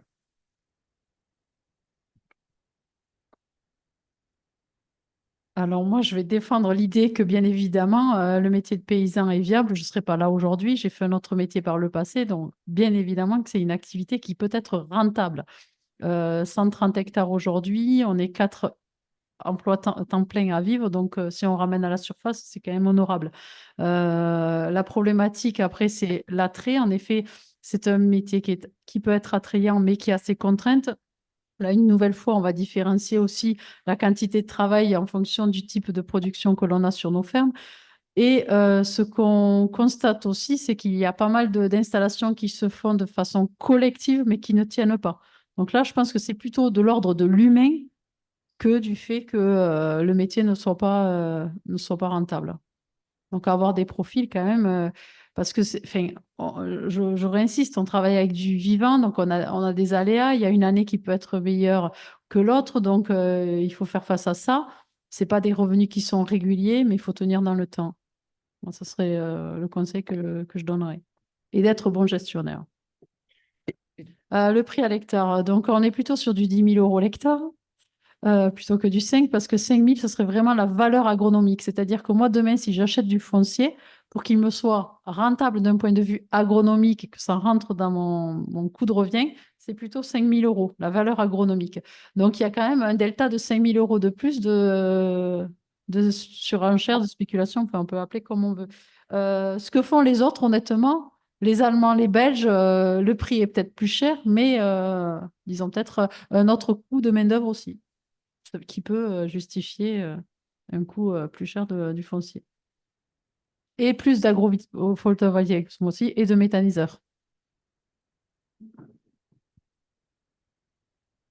Oui, donc là, c'est un texte très, très classique de sociologie. Donc, c'est Émile Durkheim, ça s'appelle Le suicide. C'est fondateur de la discipline sociologique qui explique ce résultat à l'époque. Donc, les agriculteurs sont de très, très loin le groupe social qui suicide le moins. Et donc, lui, il l'analyse par ce qu'il appelle le suicide très marquant de l'époque, c'est le suicide anomique, c'est-à-dire le suicide des gens qui ont le moins de groupes sociaux qui les tiennent. Et donc, l'agriculture, à l'époque, elle est très tenue parce qu'elle est familiale et elle est tenue par un groupe de travail de proches et un groupe villageois structurant. Donc, le suicide de l'époque, c'est l'exode rural, seul, perdu dans la grande ville, désaffilié. Et donc, c'est ces groupes sociaux, ouvriers, qui sont déracinés de leur campagne, qui se suicident. Aujourd'hui, c'est le paysage, il est complètement renversé. Et c'est au contraire une concurrence entre ces différents groupes sociaux qui se superposent dans un même lieu qui peut créer des formes insupportables de vie. Et d'une certaine manière, les GAEC, les empilements familiaux sur une même exploitation sont des cocottes minutes familiales, hein. Donc l'idée qu'il y ait deux, trois frères qui sont censés être égalitaires dans une exploitation, mais il y en a un qui va finir par dominer dans la structure, que les épouses, là j'ai entendu tout de suite, vous disiez que heureusement qu'on a une petite distance entre l'exploitation et la scène de la maison. L'idée qu'on a un espace domestique à soi, qu'on n'est pas sous le regard de sa belle-mère du matin au soir, est quelque chose qui aujourd'hui nous apparaît comme une évidence de survie sociale, de pouvoir séparer sa vie de famille nucléaire, son couple, du regard de ses beaux-parents, pouvoir séparer la scène du travail de la scène du domestique, qui est une sorte de vie classique, mais très contemporaine à l'échelle de l'histoire, hein. C'est vraiment l'histoire du XXe siècle qui nous sépare les espaces résidentiels et les espaces de production. S'applique dans l'architecture même des fermes. Une vieille ferme, c'est un corps de ferme où on voit l'habitation, voire même les animaux rentrer dans l'habitation. Aujourd'hui, on a un pavillon et quelques mètres ou centaines de mètres, en tout cas le plus loin possible, si possible, les bâtiments qui ont des formes architecturales de plus en plus industrielles. Donc, cette séparation des scènes est très, très importante pour l'équilibre social aujourd'hui, alors qu'hier, hein, elle était protectrice. Enfin, le fait de cumuler était protecteur. Aujourd'hui, le fait de séparer est protecteur. Et donc, c'est l'idée que la famille est devenue une cellule complètement détachée du travail pour l'équilibre des relations affectives, et l'idée qu'on peut se détacher des soucis, qu'on peut se détacher, qu'on a le droit à un repos, qu'on a le droit. Et ça, c'est vraiment une formation du rapport au temps et du rapport à soi qui est typique de la société salariale, où il y aurait du travail et après du loisir, des horaires de bureau et des horaires de non-travail, même si les agriculteurs, essayez d'avoir un rendez-vous avec un agriculteur, je pense que vous aurez du mal. Enfin, ils peuvent toujours vous dire qu'il ne peut pas prévoir à 15 jours. Oui, soit il n'a pas le temps, soit il ne peut pas prévoir à 15 jours, parce que s'il fait beau, il sera dans les champs, et s'il pleut, il fera autre chose. Enfin, bref. Donc, ce que je veux dire, c'est que l'agriculteur et les agriculteurs aujourd'hui sont face à un système de contraintes de l'organisation du temps, de l'espace, de la cellule familiale qui est complètement chassée dans la cellule du travail, et que ça, c'est source de conflits dans beaucoup de familles agricoles, hein. Il n'y a pas que les suicides, il y a aussi les violences intrafamiliales propres aux familles agricoles qui sont beaucoup plus fortes que les autres familles, hein.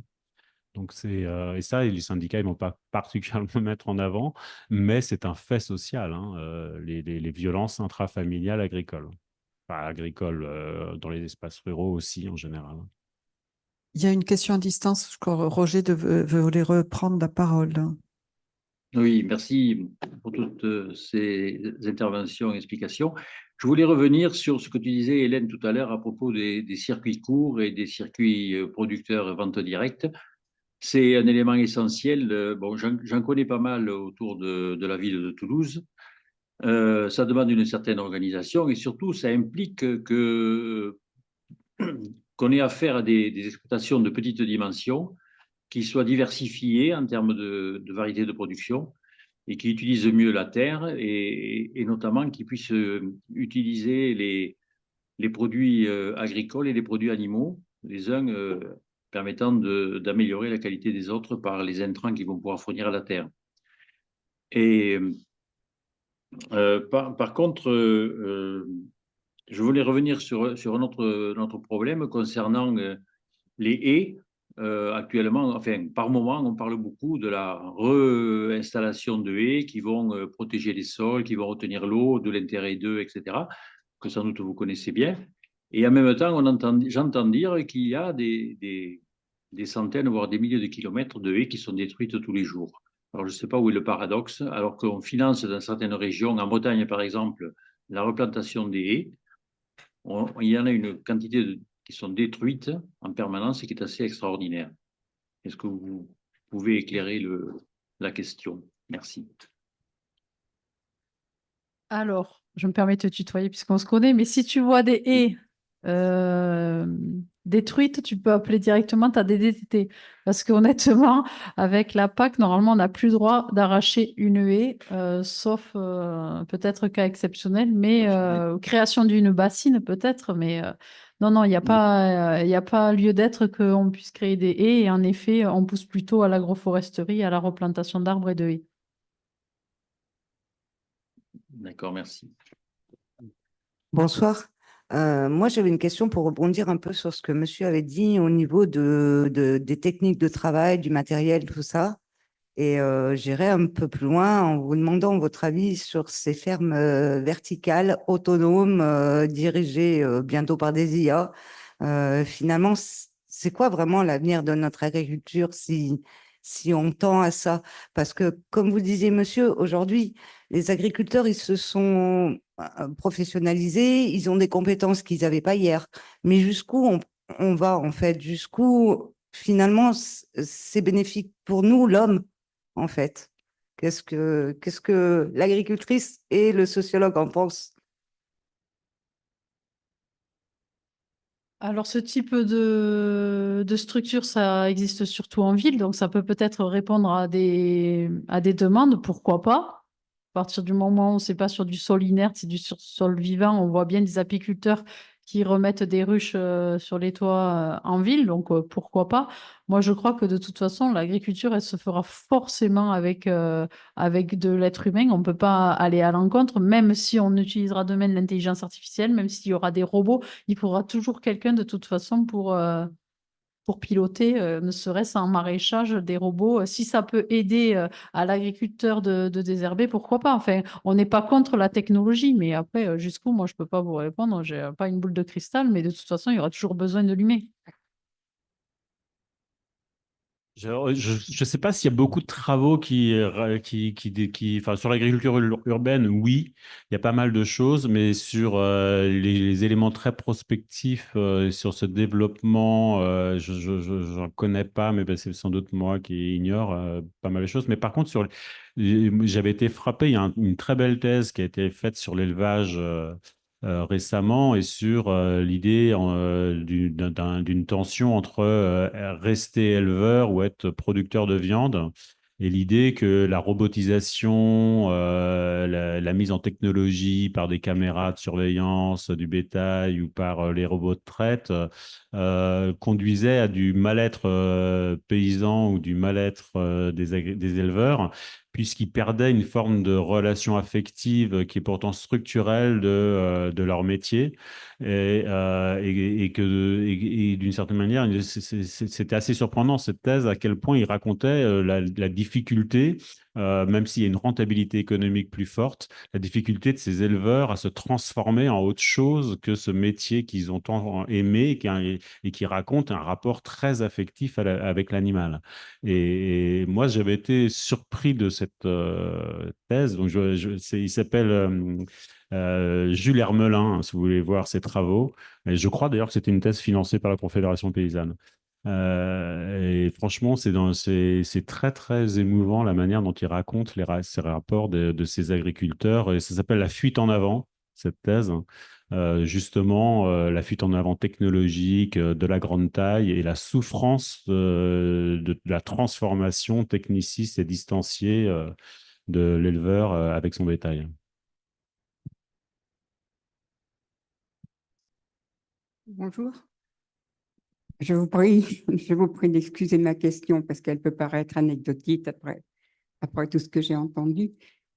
Ce matin, j'ai entendu qu'une exploitante agricole pouvait en même temps être gestionnaire d'un bureau de poste. Vous avez entendu cette... Oui, elle gérait un bureau de poste de chez elle. Si, si. Question. Honnêtement, j'en sais. Et c'est la Poste qui développe une politique pour éviter de disparaître, de confier à je sais pas, des exploitants. Hein. Peut-être dans les territoires isolés où il y a juste à Ouais. recevoir certains courriers. C'est possible. Bon, la tendance est à diversifier, effectivement, et accumuler dans les territoires. Mm. Mais ce ne serait pas complètement incohérent que la Poste développe ce type de stratégie dans la mesure où il y a une vraie redistribution de ces activités sur le territoire et même dans des communes relativement importantes, les postes disparaissent. Or, il y a un besoin de postes, mais ils ne peuvent pas payer des employés. Donc, dans la rationalisation des coûts, ça ne paraîtrait pas complètement illogique que ça se développe. Hein. Oui, juste une petite remarque. À distance, donc vous voyez un certain nombre de personnes qui sont à distance là, mais il faut signaler qu'à Avignonnet, on a ce qu'on appelle un GREP en grappe et qui représente 18 personnes. Donc si jamais ils ont une question à poser, Antoine ou Anna, eh bien, levez la main et on vous passera la parole. Hein.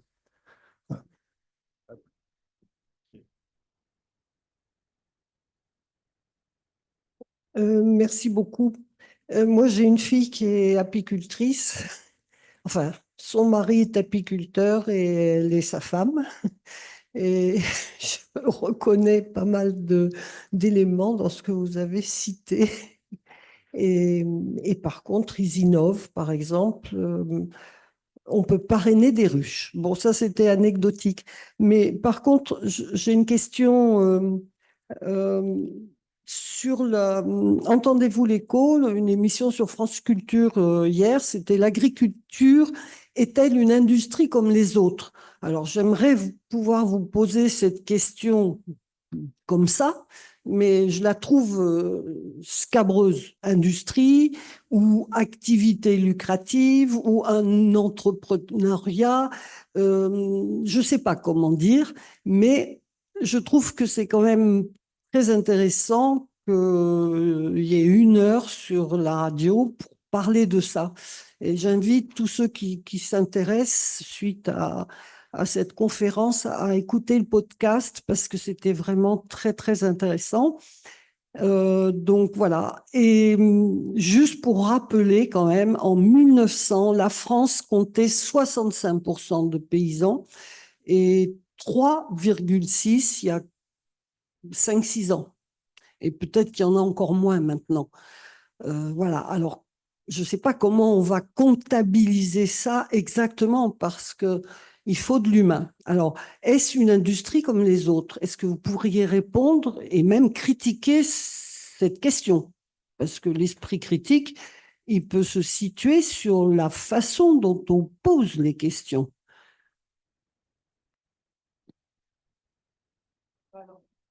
Moi, je vais vous faire la réponse de la Confédération paysanne. On est contre l'agriculture industrielle. Donc, pour nous, l'agriculture n'est pas une industrie. Ah, déjà, voilà. Bah, à l'évidence, il y a plein de processus industriels dans l'agriculture. Donc, en termes descriptifs, il y a énormément d'industries en amont, en aval, et bien sûr que l'exploitation agricole dans sa forme actuelle n'échappe pas du tout, même la Confédération paysanne, même partout, à des processus industriels de rationalisation, de minimisation des coûts, donc de raisonnement qui sont relativement proches. Après, la vraie singularité du monde agricole par rapport aux autres mondes industriels, c'est que c'est une infinité de toutes petites structures d'exploitation face à des grosses structures en aval de transformation ou de distribution. Donc, il y a un rapport de force entre les deux mondes qui est quand même assez singulier dans l'espace économique. Mais je vois que Gilles Allaire a pris le micro, donc je pense que l'économiste va nous donner des informations complémentaires intéressantes. Oui, enfin, c'est un sujet complexe. Non, je voulais juste faire en fait une remarque là par rapport à la thèse concernant le rapport de l'éleveur avec l'animal, parce que ici à Toulouse, ça a été la première équipe d'ergonomes plutôt, qui ont travaillé sur le travail agricole. Et le premier travail, en fait, concernait le gavage, parce qu'on est une région où il y avait beaucoup de production de foie gras. Je ne me rappelle plus si c'était dans les années 70, c'est peut-être plutôt au début des années 80. Et effectivement, ils avaient remarqué par rapport aux machines à gaver que le contact, parce que la fermière tenait l'animal entre ses jambes, et le contact aussi avec pour faire passer le maïs à la main, avait pour effet effectivement qu'il y avait une perception, on pouvait, disons, avoir une perception de la santé, enfin de la réaction de l'animal, voilà, et donc pouvoir d'ailleurs adapter le travail à ce qu'on ressentait, ce qui n'était pas possible avec les machines à gaver qui ont été introduites à ce moment-là. C'était juste pour dire, donc c'est effectivement quelque chose d'important. Après,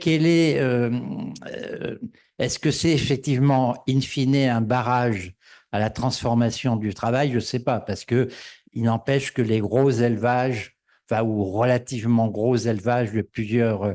Moi, à cette époque-là, je connaissais les gens qui gavaient, quoi. Ils avaient 20 bêtes, 25 bêtes, quoi. Tandis qu'on est passé à des élevages avec des centaines de canards ou plus. Donc, finalement, ça n'a pas empêché cette évolution. Donc, c'est par rapport à cette thèse, c'est très intéressant, mais peut-être ça n'empêche pas l'évolution. Mais je voulais dire aussi, parce que vous n'en avez pas parlé, ce qui me semble important, et ça ne concerne pas les modèles agriculture paysanne comme le vôtre, mais il y a de plus en plus quand même de prestations. Les agriculteurs, pas forcément les paysans, mais les agriculteurs recourent de plus en plus à des prestations externes, à la fois en termes sur différents aspects techniques, hein. Les coopératives prennent en charge parfois complètement, disons, le suivi sanitaire, les traitements avec les produits, etc. Il y a aussi, parce qu'on n'a pas tout à fait répondu à la question sur l'arboriculture, il y a aussi des intermédiaires qui s'occupent de recruter les salariés occasionnels, et parfois ce sont des intermédiaires discutable au niveau, parce qu'il y a eu encore dans la viticulture en Gironde des procès pour des conditions de travail et de logement totalement indignes. Il y en a eu dans le Champagne aussi. Donc ça n'empêche pas, disons ça, mais il y a de plus en plus, d'intermédiaires qui font que à la fois le travail est complexe, demande plus de compétences, mais il y en a une partie qui sont externalisées. Donc, il y a une évolution assez complexe, finalement, du travail. Après, sur une industrie comme les autres, c'est difficile à répondre. C'est sûr que ce n'est pas une industrie comme les autres. En fait, le mot industrie, il ne veut pas forcément dire industriel. Pour les économistes ou certains chercheurs, c'est sur le mot en anglais, ça veut dire secteur. Donc, on parle de industrie agricole, comme on dirait en français, le secteur agricole. Merci beaucoup. Ben, je crois, une dernière, oui. Il n'y a pas de problème. Merci, tu es gentil. Je voulais savoir si le secteur du tourisme dans le milieu agricole est anecdotique, est important, est un facteur de faire un peu connaître tout ce que vous vivez. Dites-moi. En fait, c'est ce qu'on appelle l'agritourisme, oui, mais c'est vraiment une partie infime des activités agricoles. C'est vraiment à la marge. Soit c'est des activités d'hébergement sur les fermes, on va dire, dans vraiment des milieux ruraux, ou après, c'est vraiment des fermes plutôt périurbaines qui font de l'accueil de public et de la vente à la ferme. Mais c'est vraiment une petite part de l'activité agricole. Oui, moi il y a les travaux de Christophe Giraud sur cette question-là. Et par contre, ce qui est assez marrant aussi, c'est un peu comme les activités de vente directe, c'est la capacité ou non de certains agriculteurs à avoir les dispositions d'accueil, hein. Et donc les fermes qui plaisent ou qui plaisent pas selon les profils sociaux. Donc si on veut il y a tout un savoir-faire commerçant, hein, d'accueil qui ne s'invente pas complètement. Et donc, il y a aussi des vraies difficultés. Au départ, on se dit, tiens, ça va être un petit plus de revenus. Et ça devient l'enfer de devoir accueillir ces touristes qui viennent pour discuter. Donc, si vous voulez plein de récits autour de ça, je vous invite à aller voir les travaux de Christophe Giraud, qui a étudié ça dans sa thèse. On va prendre une dernière question de notre grépien préféré, René. Oh, merci. Merci, bonsoir. Je salue Hélène Delmas qui va venir au GREP Comminges à la mi-janvier. Et donc, j'ai suivi avec beaucoup d'intérêt cette prestation de ce soir. Alors, pour revenir au titre de la conférence sur le malaise paysan, bon, il y a deux mots que je n'ai pas entendus ce soir, ou j'ai peut-être mal écouté, c'est plaisir et fierté. Alors, est-ce que le plaisir qu'on a à être agriculteur, c'est-à-dire exercer un métier qui représente une certaine compétence, un savoir-faire, qui s'exerce avec une certaine autonomie, etc.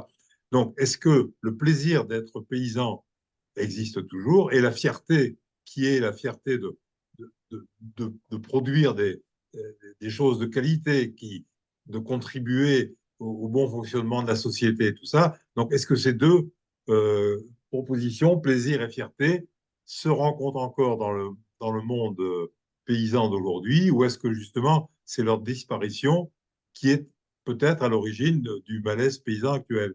Et question subsidiaire, donc le malaise paysan s'exprime actuellement par un certain nombre de manifestations. Est-ce que vous pensez que cette fois-ci, ce sera la bonne et qu'il va en sortir quelque chose? Merci, René. Je veux bien juste sur la notion de plaisir, de fierté et le mot paysan. Et c'était le tout début de ma présentation. Je pense que je ne sais pas qui parmi vous dans votre association a proposé ce thème du malaise paysan, mais c'est plein d'ambiguïté comme formulation dans la mesure où on ne sait pas si le mot paysan renvoie dans sa lecture misérabiliste de la difficulté, de tout ce que j'ai raconté au tout début, sur le côté un peu stigmatisant du paysan, ou si on compte. Et donc là, on ferait face à. Les sociologues parlaient les dominés de dominés, ce sont les paysans. Dans les années 60, ils parlaient comme ça. Ils sont plus dominés que les classes populaires, parce que même le mot qui les désigne désigne un stigmate. Alors qu'aujourd'hui, justement, avec la Confédération paysanne, qui en France est certainement le plus gros producteur du mot paysan dans l'espace public, ils ont complètement retourné la signification. C'est justement pour signaler ce plaisir, cette noblesse d'un métier. C'est vrai qu'il y a l'autonomie, il y a l'idée de produire quelque chose de concret qui vient nourrir, quoi de plus noble que de nourrir. Et donc cette fierté d'un métier singulier dans la division du travail. Donc le malaise paysan du point de vue de la Confédération paysanne, ça n'existe pas. C'est au contraire une revendication paysanne à vivre correctement de quelque chose qui nous fait rêver et qui nous semble structurel et central à la vie commune. Et donc, dans votre formulation malaise paysan, si on s'attache à l'ancienne description du mot, on est dans la filiation des revendications contemporaines. Si on s'attache à la filiation confédération paysanne, on est dans un futur beaucoup plus heureux si, par grand bonheur, on réussissait à garantir des revenus à cette activité. Et est-ce que les manifestations seront les dernières? Certainement pas. Pour ça, c'est sans doute le groupe paysan, celui qui a une histoire de la mobilisation à travers les siècles la plus constante, hein. Donc, je pense qu'il n'y a pas un seul historien qui mettrait une pièce sur la fin des mobilisations paysannes pour les quelques siècles à venir. Alors, pour répondre, bien sûr, on est fiers et on prend du plaisir à faire ce métier. C'est un métier de passion et en fait, on nourrit les gens. Donc, quoi de plus beau métier? Et pour reprendre tout à l'heure, c'est un métier qui, pour nous, a du sens, quoi, et de l'avenir. Donc, bien évidemment, on est fiers. Les mobilisations, alors si on parle d'un point de vue très court terme, non, elles vont pas se finir parce qu'elles vont prendre de plus en plus d'ampleur normalement. Mais bien évidemment, ce sera jamais la fin des mobilisations. Il y en aura toujours. La lutte des agriculteurs, elle est peut-être sans fin. Je conclurai par lutter pour continuer à avoir du plaisir. Voilà. Et le plaisir continue avec un apéro et une petite annonce. Je laisse Gérard vous faire une petite annonce. Oui, juste pour vous dire que certainement il sera possible dans l'année 2025 de faire une visite de la ferme d'Hélène Delmas. Donc, ça sera annoncé au sein du GREP, aux adhérents du GREP. Mais s'il y a des personnes qui ne sont pas adhérentes du GREP et qui sont éventuellement intéressées, peut-être qu'ils peuvent se signaler en disant, alors à ce moment-là, on leur enverra l'info sur la date qui sera choisie pour cette visite qui est très intéressante.